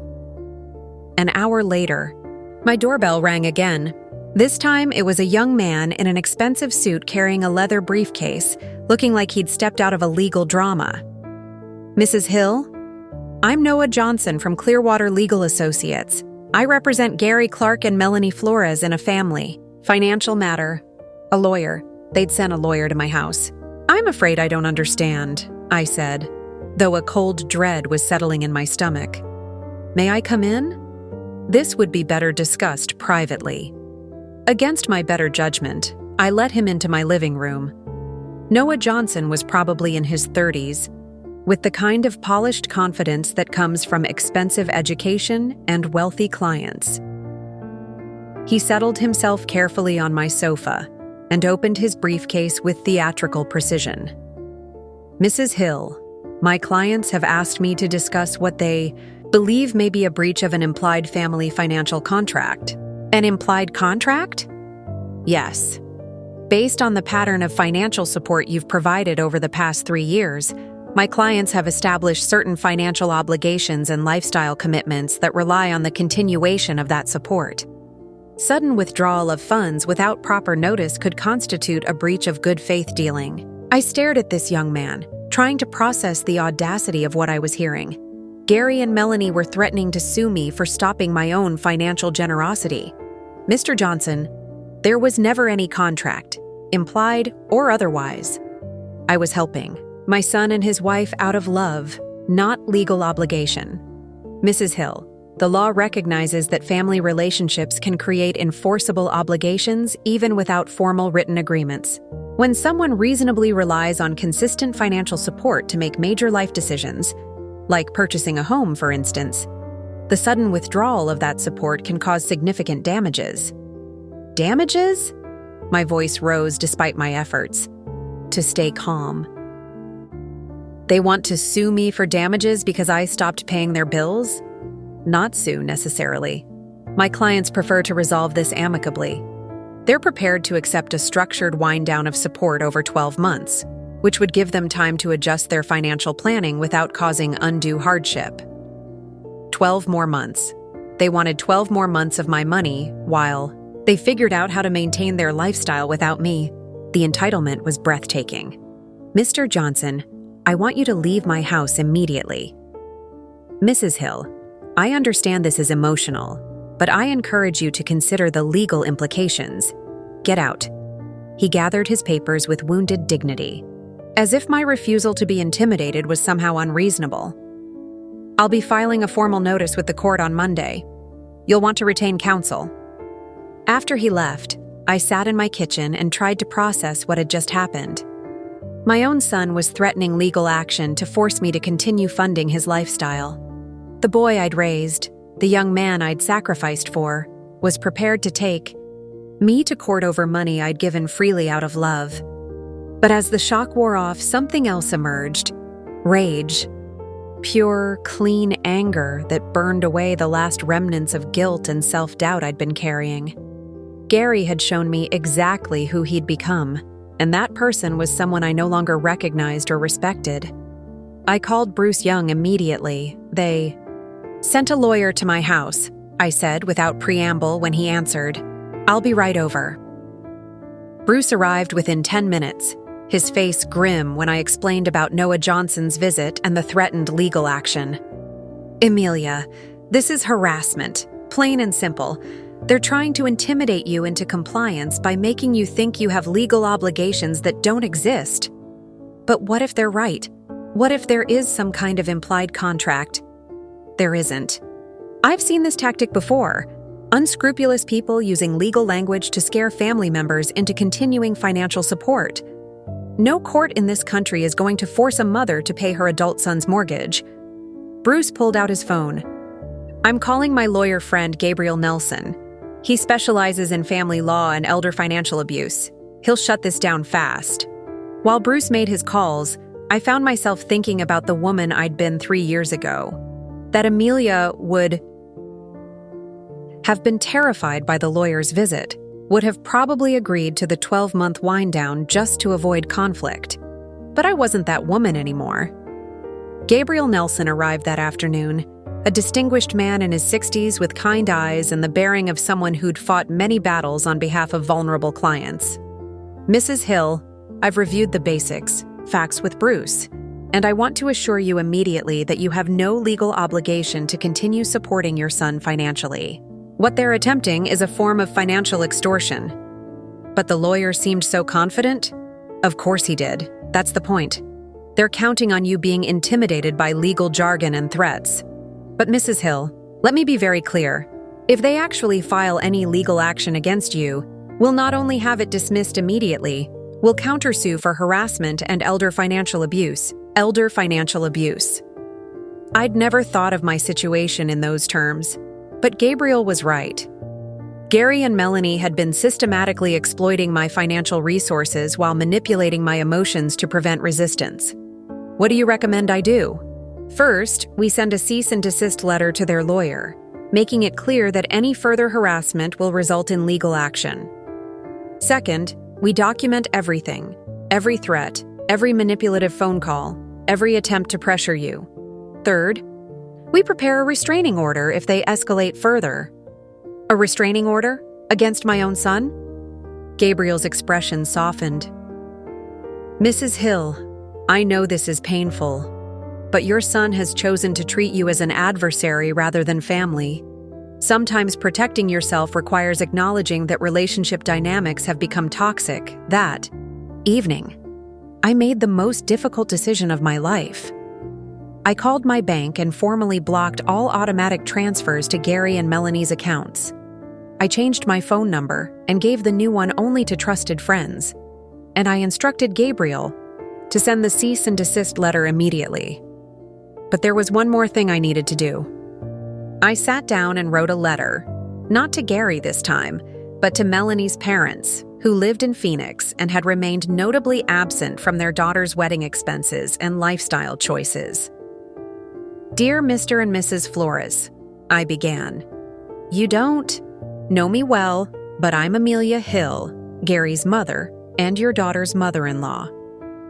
I'm writing to inform you that I've been financially supporting your daughter and her husband for the past 3 years, including paying their mortgage, car payments, and credit card bills. As of this week, that support has ended.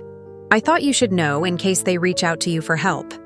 I included copies of some of the financial records, not to embarrass Melanie, but to ensure her parents understood the scope of support I'd been providing. If Gary and Melanie were going to ask other family members for money, those people deserved to know the full truth about their financial situation. I also wrote to Thomas's sister, my former sister-in-law Patricia, who had always maintained a relationship with Gary. Patricia needed to know what was happening in case Gary tried to manipulate her emotions with a sob story about his unreasonable mother. Finally, I wrote a letter to myself, a commitment letter outlining the boundaries I would maintain going forward. No financial support under any circumstances. No emotional manipulation would be tolerated. No relationship could be rebuilt until Gary acknowledged his actions and made genuine amends. As I sealed the envelopes, I realized that this moment represented more than just the end of my financial support for Gary and Melanie. This was the end of my identity as a mother whose worth was measured by her willingness to sacrifice everything for her son's comfort. The woman I was becoming, the woman I'd been before fear and guilt had made me small, wouldn't allow herself to be exploited, threatened, or manipulated by anyone, including family members who had forgotten how to love without taking. Saturday morning brought one final test of my resolve. Gary appeared at my front door at 8 a.m. looking haggard and desperate. He'd lost weight, and there were dark circles under his eyes that spoke of sleepless nights and mounting pressure. "Mom, please, we need to talk." "We have nothing to discuss, Gary. I've made my decision." The lawyer thing was Melanie's idea. I didn't want to involve legal people, but she said we had to protect ourselves. "Mom, I'm sorry. I know I messed up." For a moment, looking at my son's anguished face, I felt the old impulse to comfort, to fix, to make everything better. But then I remembered the investment portfolio, the manufactured crises, the nights I'd worried about his welfare while he was skiing in Aspen. "Gary, do you know what you're sorry for?" For not being more grateful, for taking you for granted." "That's not enough," I said quietly. "That's not even close to enough." "Then tell me what you want me to say. Tell me how to fix this." "I want you to understand that what you did was theft. Emotional theft, financial theft, theft of my dignity and self-respect. I want you to understand that you didn't just take my money. You took my trust, my peace of mind, my sense of worth as a human being." Gary's face crumpled. "Mom, I never meant—" "Yes, you did. Maybe not consciously, but you made deliberate choices every step of the way. You chose to lie about your financial situation. You chose to manipulate my love for you. You chose to build wealth for yourself while I depleted my savings. And when I finally said no, you chose to threaten me with lawyers rather than accept responsibility for your actions. I can change. We can change. Give us another chance. Gary, you're 34 years old. You don't get to keep asking for chances to learn basic human decency." I closed the door between us, and this time, I locked it. From the window, I watched my son sit in his BMW for nearly an hour, occasionally pulling out his phone, probably calling Melanie or his lawyer or his boss. Finally, he drove away, and I knew with certainty that this chapter of our relationship was truly over. But as painful as it was to lose the son I'd raised, I'd gained something more valuable: myself, the strong, independent woman who had built a life, raised a family, and created financial security through her own efforts. The woman who would never again confuse love with exploitation or mistake being needed for being valued. The decision was complete. Now came the hard work of building a new life from the ashes of the old one. 3 weeks after my final conversation with Gary, I received a phone call that changed everything I thought I understood about my son's transformation. The caller was Frank Kelly, an investigator with the Securities and Exchange Commission. "Mrs. Hill, I'm calling regarding your son Gary Clark and some irregularities we've discovered in his professional conduct at Henderson Financial Group. Are you available to answer some questions?" My heart sank. Whatever Gary had done, it was serious enough to involve federal investigators. Of course. What kind of irregularities? "Mrs. Hill, I want to be sensitive to the fact that this involves your family, but we have evidence suggesting that Mr. Clark has been engaging in unauthorized investment activities using client funds.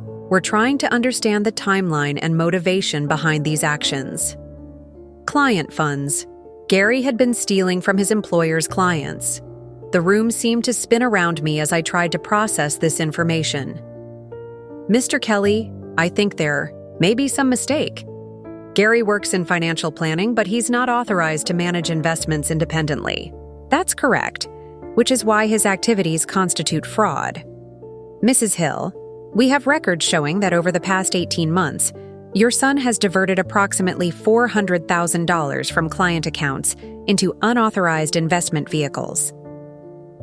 When those investments failed, he attempted to cover the losses using additional client funds. $400,000. The number was staggering, but it also explained so much about Gary's recent behavior. The pressure, the desperation, the willingness to threaten legal action against his own mother. Mr. Kelly, when did this start? Our investigation suggests the first unauthorized transaction occurred in June of last year. Mrs. Hill, I have to ask, were you aware of any financial pressures your son might have been under during that period? June of last year. I thought back to that time frame, remembering Gary's increasing anxiety about money, his complaints about being behind on various payments, his requests for larger amounts of emergency funding. He was asking me for more money than usual, I said, slowly. He said they were having cash flow problems, unexpected expenses. I increased my monthly support to help them through what I thought was a rough patch. How much were you providing in monthly support? By last summer, I was covering their entire mortgage payment plus car loans and credit cards, probably close to $7,000 a month.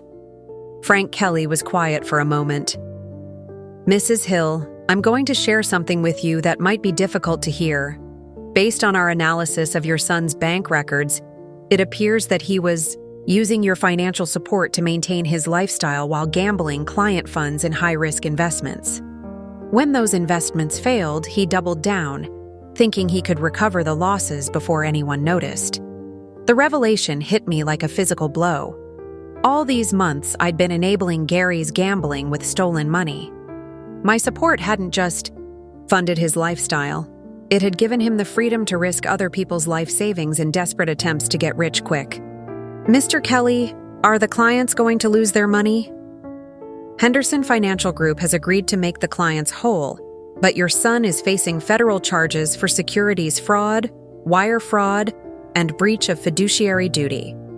Mrs. Hill, we need to ask whether he ever approached you about investing your funds with him or his company. No, never. He never talked to me about investments at all. That's actually fortunate. If he had involved you in his scheme, you could have been considered a victim of his fraud as well. After Frank Kelly hung up, I sat in my kitchen trying to process what I'd learned. Gary wasn't just an ungrateful son who'd taken advantage of his mother's generosity. He was a criminal who'd stolen from vulnerable clients, retirees, families saving for college, people who'd trusted him with their financial futures. But there was more to come. That afternoon, Melanie appeared at my front door, her usual polished appearance replaced by obvious distress.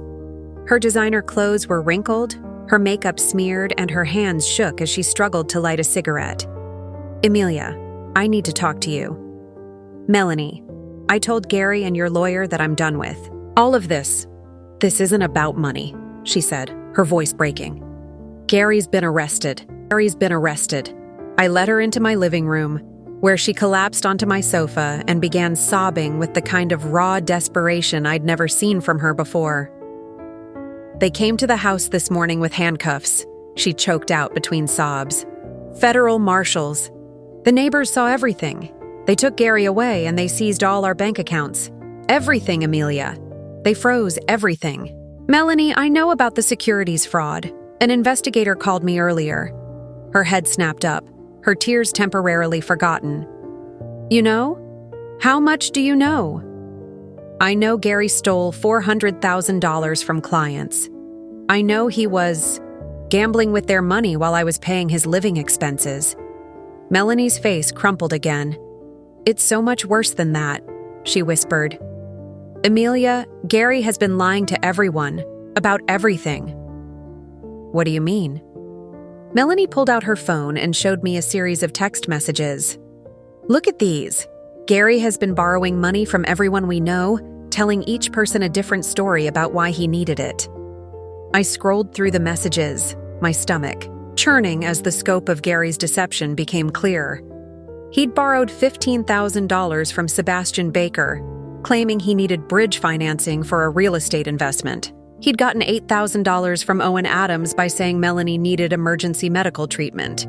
He'd convinced Julia Murray to lend him $12,000 for what he claimed was a temporary cash flow problem at work. "How much total?" I asked, though I dreaded the answer. "At least $60,000, probably more." "And Emilia, he never told me about any of it. I found out when Sebastian called this morning asking when Gary planned to repay the loan. That's when I started making calls and discovered he'd been borrowing from everyone." The pattern was sickeningly familiar. The same manufactured crises, the same emotional manipulation, the same exploitation of people who cared about him. But Gary had scaled up his operation, targeting multiple victims simultaneously. "There's something else," Melanie continued, her voice barely audible. "The house. Gary remortgaged it 6 months ago without telling me. He forged my signature on the paperwork." "He what?" "I thought the $50,000 was from our savings account, but there was no savings account. Gary had been spending every penny. We made plus everything you gave us plus everything he borrowed. When that wasn't enough, he decided to bet the house. Literally." I stared at Melanie, seeing her clearly for perhaps the first time. She wasn't the calculating manipulator I'd believed her to be. She was another victim of Gary's lies, someone who'd been kept in the dark about their real financial situation while being used as a prop in his various deception schemes. "Melanie, how long have you known about the gambling?" I didn't know about the client money until today. "But I've known about the sports betting for about 6 months. Gary had an app on his phone, and he was spending hours every day placing bets. He told me it was just a hobby, a way to make some extra money on the side." "How much was he betting?" "Thousands of dollars a day sometimes. He would win occasionally and show me the profits, but he never talked about the losses. Emilia, I think. He was addicted. Really addicted. Not just someone who liked to gamble occasionally." The pieces were falling into place with horrifying clarity. Gary's increasing financial demands, his desperate phone calls about missed payments, his willingness to threaten legal action against his own mother. It all made sense now. He hadn't been funding a lavish lifestyle. He'd been feeding a gambling addiction that had spiraled completely out of control. "Melanie, did you know about the investment portfolio? The one their financial advisor showed me?" She looked confused. "What investment portfolio? What financial advisor?" I explained about Madeline Rivera's visit and the documents showing $180,000 in investments supposedly built from my monthly support. Melanie's face went white as I described the charts and graphs, the talk of wealth-building strategies and family legacy planning. "Amelia, we don't have any investments. We don't have a financial advisor named Madeline Rivera. We've never had any money to invest." She pulled out her phone again. "Look, this is our real bank balance." The screen showed a checking account with $247 and a savings account with $0. No investment portfolio, no wealth-building strategy, no financial security. Just an empty bank account and mounting debt. Then who was Madeline Rivera? Who showed me all those documents? I have no idea, but it wasn't our financial advisor because we don't have one. Emilia, Gary must have hired someone to play a role, to convince you that your money was being invested rather than gambled away. The deception was so elaborate, so thoroughly planned, that it took my breath away. Gary had not only stolen from me and his clients, he'd created an entire fictional narrative complete with professional actors to make me believe my money was being used responsibly. As Melanie continued crying on my sofa, I found myself in the strange position of comforting the woman I'd seen as my adversary for 3 years. But sitting there with her, listening to her describe the web of lies Gary had constructed around both of us, I realized that we'd both been victims of the same predator. "Melanie, what are you going to do now?" "I don't know," she said honestly. "The lawyer says I might be able to keep the house if I can prove I didn't know about the forged mortgage documents, but I can't afford the payments without Gary's income. And even if I could, I don't think I want to stay there. Every room reminds me of the lies." She looked up at me with red-rimmed eyes. "Emilia, I'm sorry. I know you probably think I was in on all of this, but I swear I thought the money you gave us was just temporary help until Gary got promoted. I had no idea about the gambling, the stealing, any of it." Looking at Melanie's devastated face, I believed her. She was another casualty of Gary's addiction and criminal behavior. Someone who'd been used as a prop in his elaborate deceptions while being kept ignorant of their true financial situation. The twist wasn't just that Gary was a criminal. It was that he'd been running multiple cons simultaneously, lying to everyone who cared about him while feeding an addiction that had consumed his judgment, his morality, and ultimately his freedom. But perhaps the most shocking revelation was that the son I'd raised, the boy I'd loved unconditionally, had disappeared years ago. In his place was a stranger capable of betraying everyone who trusted him, including the wife who'd believed in his promises and the mother who'd sacrificed everything to support what she thought were his dreams. The Gary I'd been mourning, the one who'd chosen a dress over his mother's safety, had never really existed. The real Gary was much worse, a gambling addict and federal criminal who'd built his entire adult life on a foundation of lies, theft, and manipulation. Understanding this changed everything about my path forward. 6 months after Gary's arrest, I stood in the kitchen of my Tudor home in Maplewood Heights, but everything felt different. The house was the same, but I had fundamentally changed. Where once I'd been defined by my relationships, Thomas's wife, Gary's mother, the woman who solved everyone else's problems, I was now discovering who Emilia Hill was when she belonged, only to herself. The transformation hadn't happened overnight. The first few weeks after learning about Gary's crimes had been devastating. Not just because of the criminal charges or the money he'd stolen, but because of what it meant about my fundamental understanding of reality. For 3 years, I'd been living in a carefully constructed fiction, believing I was helping my struggling son when I was actually enabling a gambling addict's criminal behavior. The guilt had been overwhelming initially. If I'd been more observant, more demanding of transparency, could I have prevented Gary from stealing from his clients? Could I have gotten him help before his addiction destroyed so many lives?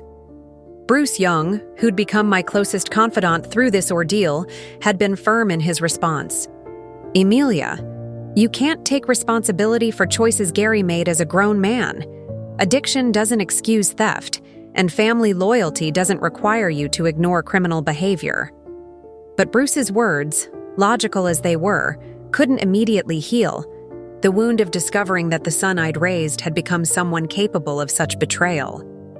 It was Gabriel Nelson, my attorney, who'd finally helped me understand the distinction between grief and guilt.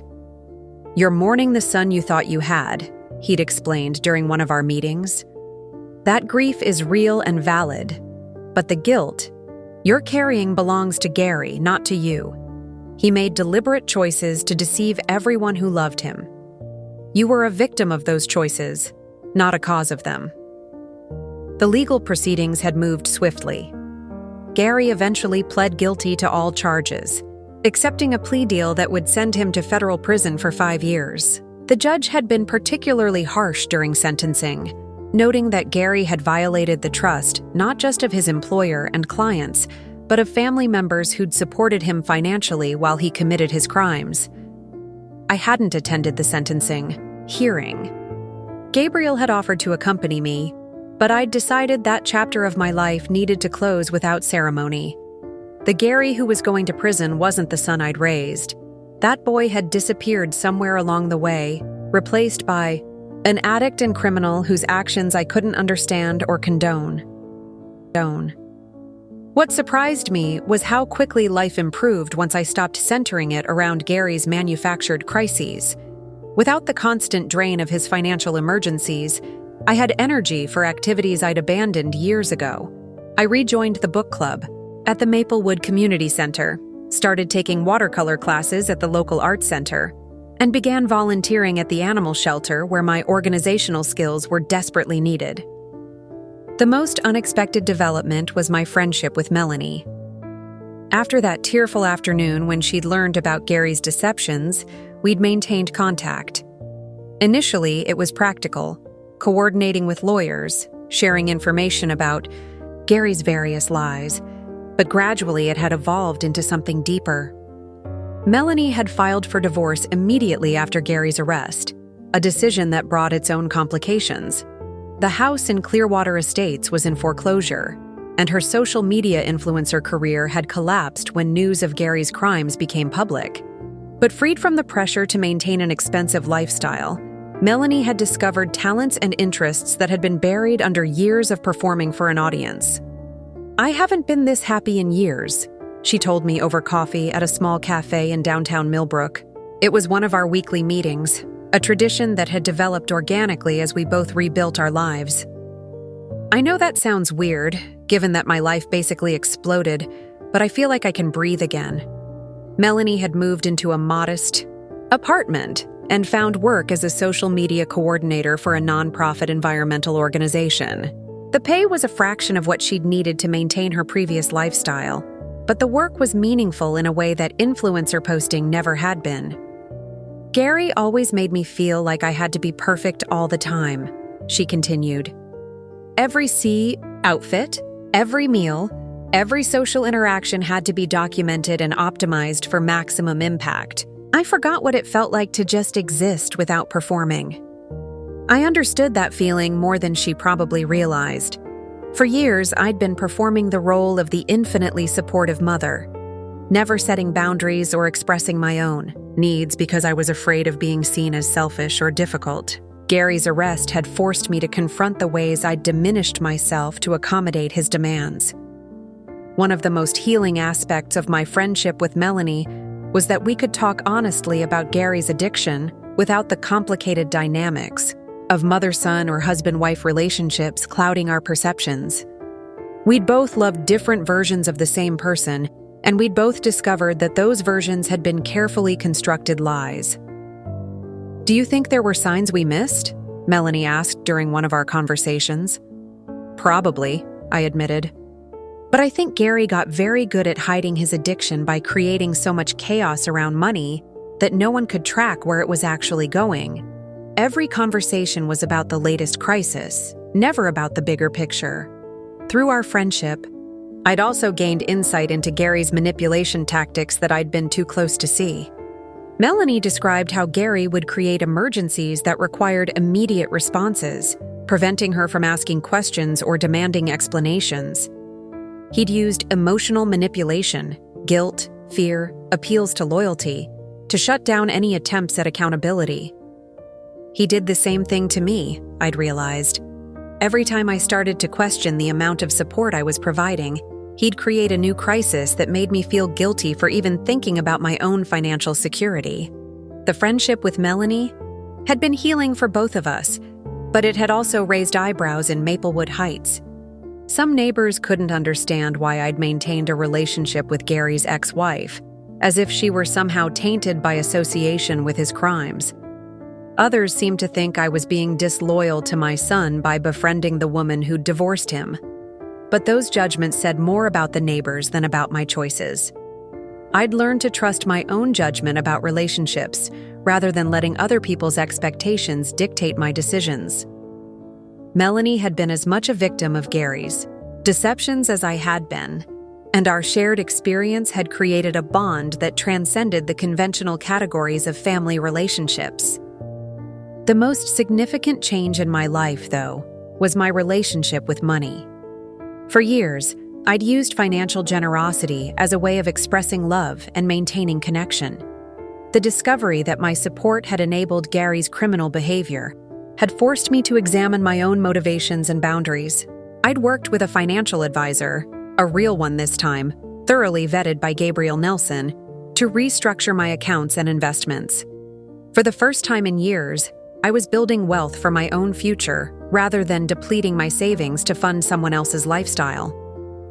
The security that came from that shift was profound. I'd also begun making strategic charitable donations, carefully researched contributions to organizations that aligned with my values. Rather than reacting to manufactured emergencies, I was proactively supporting causes I believed in: addiction recovery programs, financial literacy education, and support services for crime victims. The work with addiction recovery programs had been particularly meaningful. I'd attended family support meetings for people affected by loved ones' addictions, and I'd been struck by how common my experience was. Many families had stories of financial manipulation, elaborate lies, and the gradual erosion of trust that comes with loving someone whose addiction had consumed their moral compass. The hardest part, one woman had shared during a group meeting, is accepting that the person you love is still in there somewhere, but they're not accessible while the addiction is in control. You have to grieve the relationship you thought you had while protecting yourself from the person they've become. Those words had resonated deeply with me. I was grieving the son I'd raised while protecting myself from the criminal he'd become. Both responses were necessary and valid. Spring had arrived in Maplewood Heights, and I found myself drawn to my small backyard garden in ways I hadn't been for years. When Thomas was alive, we'd spent weekends planting flower beds and vegetable plots, but after his death, I'd let the garden deteriorate. Now, with time and energy no longer consumed by Gary's crises, I was rediscovering the satisfaction of nurturing, things that grew slowly, honestly, without drama or manipulation. As I knelt among the tulip bulbs I'd planted the previous fall, I thought about the woman I'd been 6 months ago, anxious, depleted, constantly reacting to someone else's emergencies. That woman felt like a stranger now, someone I barely recognized despite having inhabited her life for 3 years. The woman I was becoming was someone I liked much better. She set boundaries. She trusted her own judgment. She invested in relationships that were reciprocal rather than extractive. She was building a life based on her own values rather than trying to fix everyone else's problems. For the first time since Thomas's death, I was excited about my future. Not because I was needed by someone else, but because I was finally learning to value myself. The journey from victim to survivor to someone truly thriving hadn't been easy, but it had revealed strengths I'd forgotten I possessed. The woman kneeling in the garden, planting vegetables and flowers for the coming season, was someone who would never again confuse love with exploitation or mistake being used for being valued. And that woman, I realized with deep satisfaction, was exactly who I was meant to be. 2 years after that stormy night at the Ocean View Country Club, I received an unexpected letter. The return address showed it came from Federal Correctional Institution Morgantown, and the careful handwriting was unmistakably Gary's. I held the envelope for a long time, sitting in my kitchen with my morning coffee, debating whether to open it at all. The woman I'd been 3 years ago would have torn it open immediately, desperate for any connection with her son, regardless of the pain it might cause. But the woman I'd become was more deliberate, more protective of her own emotional well-being. I set the letter aside and went about my morning routine, watering the herb garden on my windowsill, reviewing notes for the financial literacy workshop I was teaching that afternoon, checking emails from the board of the nonprofit I'd joined 6 months earlier. It wasn't until that evening, after a satisfying day of work and a dinner with Melanie and her new boyfriend Roger, a kind environmental scientist who appreciated her intelligence more than her Instagram presence, that I finally opened Gary's letter. "Dear Mom," it began, and already I could see the difference in his writing. Gone was the confident scrawl of someone who expected his words to be received with automatic forgiveness. This was the careful script of someone who understood he was asking for something he might not receive. "I know I have no right to contact you after everything I've done. Gabriel Nelson told me that you didn't want any communication while I was awaiting trial, and I respected that decision even though it was hard. But I'm writing now because my counselor in the addiction recovery program says that making genuine amends is part of my healing process, and I need you to know some things. First, I want you to understand that I know what I did was wrong. Not just the stealing from clients, though that was obviously criminal and inexcusable, but what I did to you. I used your love for me as a weapon against you. I manipulated your desire to help into a tool for my own selfishness. I turned your generosity into an ATM machine, and then blamed you for being upset when I took you for granted. The addiction counselor here helped me understand that addiction doesn't excuse behavior, but it does explain it. For 2 years, I was making increasingly desperate bets, convinced that the next big win would solve all our problems. When I lost, I would double down, sure that I could recover everything if I just had more capital to work with. Your monthly support gave me the freedom to gamble with money I couldn't afford to lose, because I knew you would cover the real expenses. I know now that every time I called you with a financial emergency, I was lying. Not just about the specific crisis, but about who I was as a person. The son you raised would never have stolen from vulnerable clients or forged his wife's signature on mortgage documents. That person got buried under years of addiction and dishonesty until I couldn't find him anymore. Mom, I'm not writing to ask for forgiveness. I understand that may never be possible, and I've accepted that our relationship may be over forever. I'm writing because you deserve to know that I understand the scope of what I did, and that I take full responsibility for it. I also want you to know that I'm getting help. Real help, not the kind of superficial counseling I dismissed before. I've been clean from gambling for 18 months now, and I'm working with both addiction specialists and financial crime counselors to understand how I became someone capable of what I did. Melanie wrote to me after the divorce was finalized. She told me about your friendship, and I want you to know how glad I am that you two found each other in all this mess. She deserves someone who will support her without trying to control her, and you deserve relationships that are honest and reciprocal. I'm sorry it took my destroying both your lives for you to discover how good you could be for each other. I think about that night at the wedding a lot, not because of the rain or the argument about the car, but because of the moment when I chose Melanie's dress over your safety. That moment showed me who I'd become, someone who could weigh fabric against the life of the woman who raised me. I've spent the last 2 years trying to understand how I became that person, and more importantly, how to make sure I never become him again. I don't expect you to write back. I don't expect forgiveness or reconciliation, or even acknowledgement of this letter. I just needed you to know that the real Gary, the one you raised with love and sacrifice, he's still in here somewhere. He's been buried under addiction and criminality for years, but he's fighting his way back to the surface. Whether that person will ever be someone worthy of your love again, I honestly don't know. But I'm trying. Your son, Gary. I read the letter 3 times, each reading revealing different layers of meaning.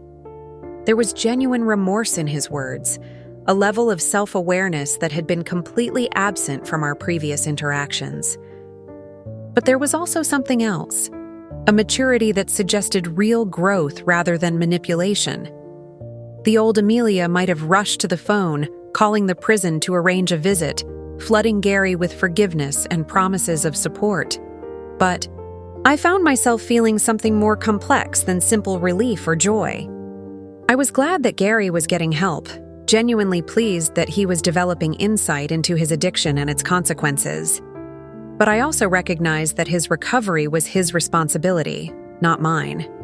I called Melanie and read her portions of the letter over the phone. "How do you feel about it?" she asked when I finished. "Complicated," I admitted. "I'm glad he's taking responsibility, but I'm not ready to trust it yet. And I'm not sure I'll ever be ready to have him back in my life, even if his recovery is genuine." "That's fair," Melanie said. "Recovery doesn't erase consequences. He can become a better person without us being obligated to give him another chance to hurt us." Her words crystallized something I'd been feeling but hadn't articulated. Gary's recovery was good news for Gary, and potentially good news for any future relationships he might build. But it didn't automatically restore the trust he'd destroyed or repair the damage he'd caused. The next day, I attended my monthly meeting with the family support group for people affected by addiction. I shared Gary's letter with the group, and the responses were varied but insightful.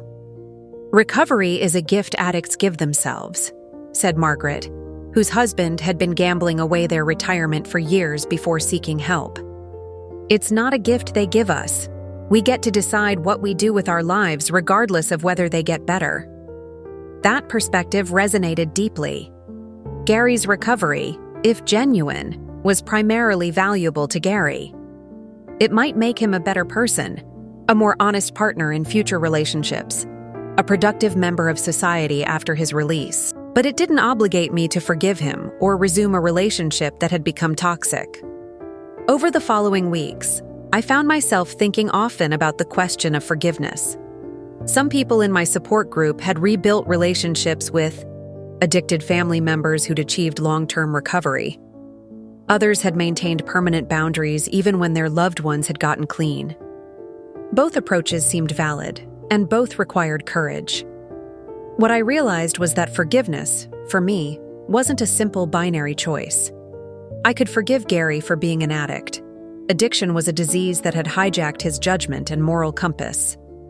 I could forgive him for the pain his addiction had caused our family. That pain was largely unintentional, a byproduct of his illness rather than deliberate cruelty. But I wasn't sure I could forgive him for the calculated nature of his deceptions.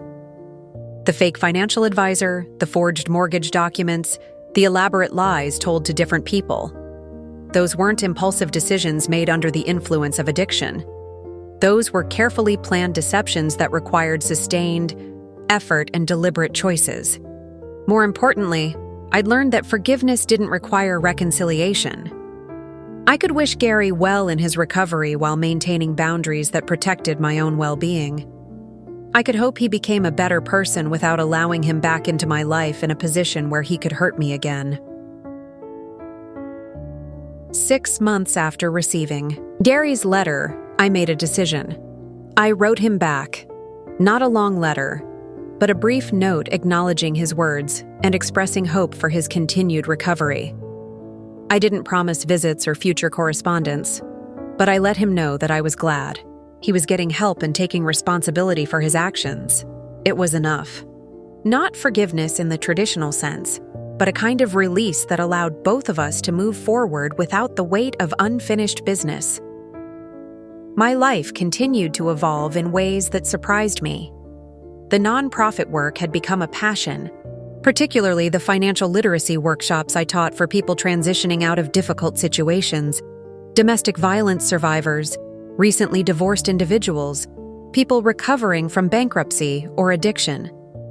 There was deep satisfaction in helping others understand the tools and boundaries that could protect them from financial abuse. Melanie and Roger had gotten engaged, and I was honored when she asked me to serve as her matron of honor. The irony wasn't lost on me. I would be celebrating the marriage of Gary's ex-wife, standing with her as she committed to a man who valued her intelligence and supported her dreams without trying to control her image. "You know," Melanie said as we were shopping for her dress, "if someone had told me 3 years ago that my best friend would be my ex-mother-in-law, I would have thought they were insane."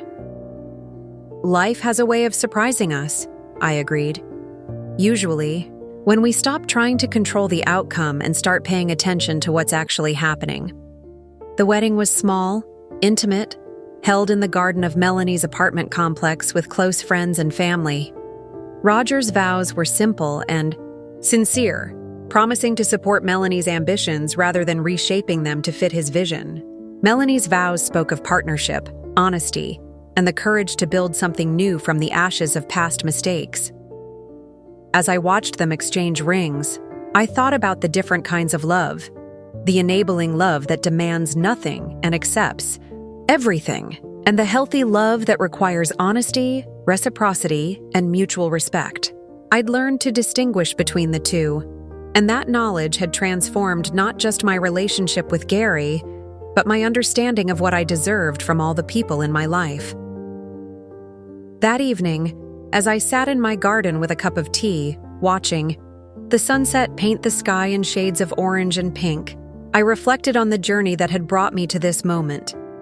3 years ago, I'd been standing in the rain outside Thalia's house. Wait, no, that was someone else's story. 3 years ago, I'd been standing in the rain outside the Ocean View Country Club, abandoned by a son who valued a dress more than my safety. The woman who'd stood there, devastated and alone, felt like a stranger now. She'd been so afraid of losing love that she'd forgotten to value herself. She'd confused being needed with being valued, financial servitude with family loyalty. The woman sitting in this garden was someone entirely different. She had boundaries. She demanded honesty in her relationships. She used her resources strategically rather than reactively. She'd built a life based on her own values rather than other people's emergencies. Most importantly, she'd learned that love without respect wasn't love at all. It was exploitation dressed up in family obligations and emotional manipulation. If this story touched you in any way, please share it with someone who might need to hear it. And don't forget to subscribe for more real-life stories that matter. The rain that had soaked me that December night had indeed washed something away. The illusion that I could love someone into treating me well. The belief that family obligations superseded personal dignity. The fear that setting boundaries meant being selfish. What grew in place of those illusions was something much stronger: self-respect, genuine relationships, and the unshakable knowledge that I was worthy of love that didn't cost me my soul. Sometimes the people who take you for granted need to learn what life looks like without your support. But more importantly, sometimes you need to learn what life looks like when you stop giving your power away to people who don't deserve it. The mortgage payments had stopped, but my life had finally begun. Up next, you've got 2 more standout stories right on your screen. If this one hit the mark, you won't want to pass these up. Just click and check them out. And don't forget to subscribe and turn on the notification bell so you don't miss any upload from us.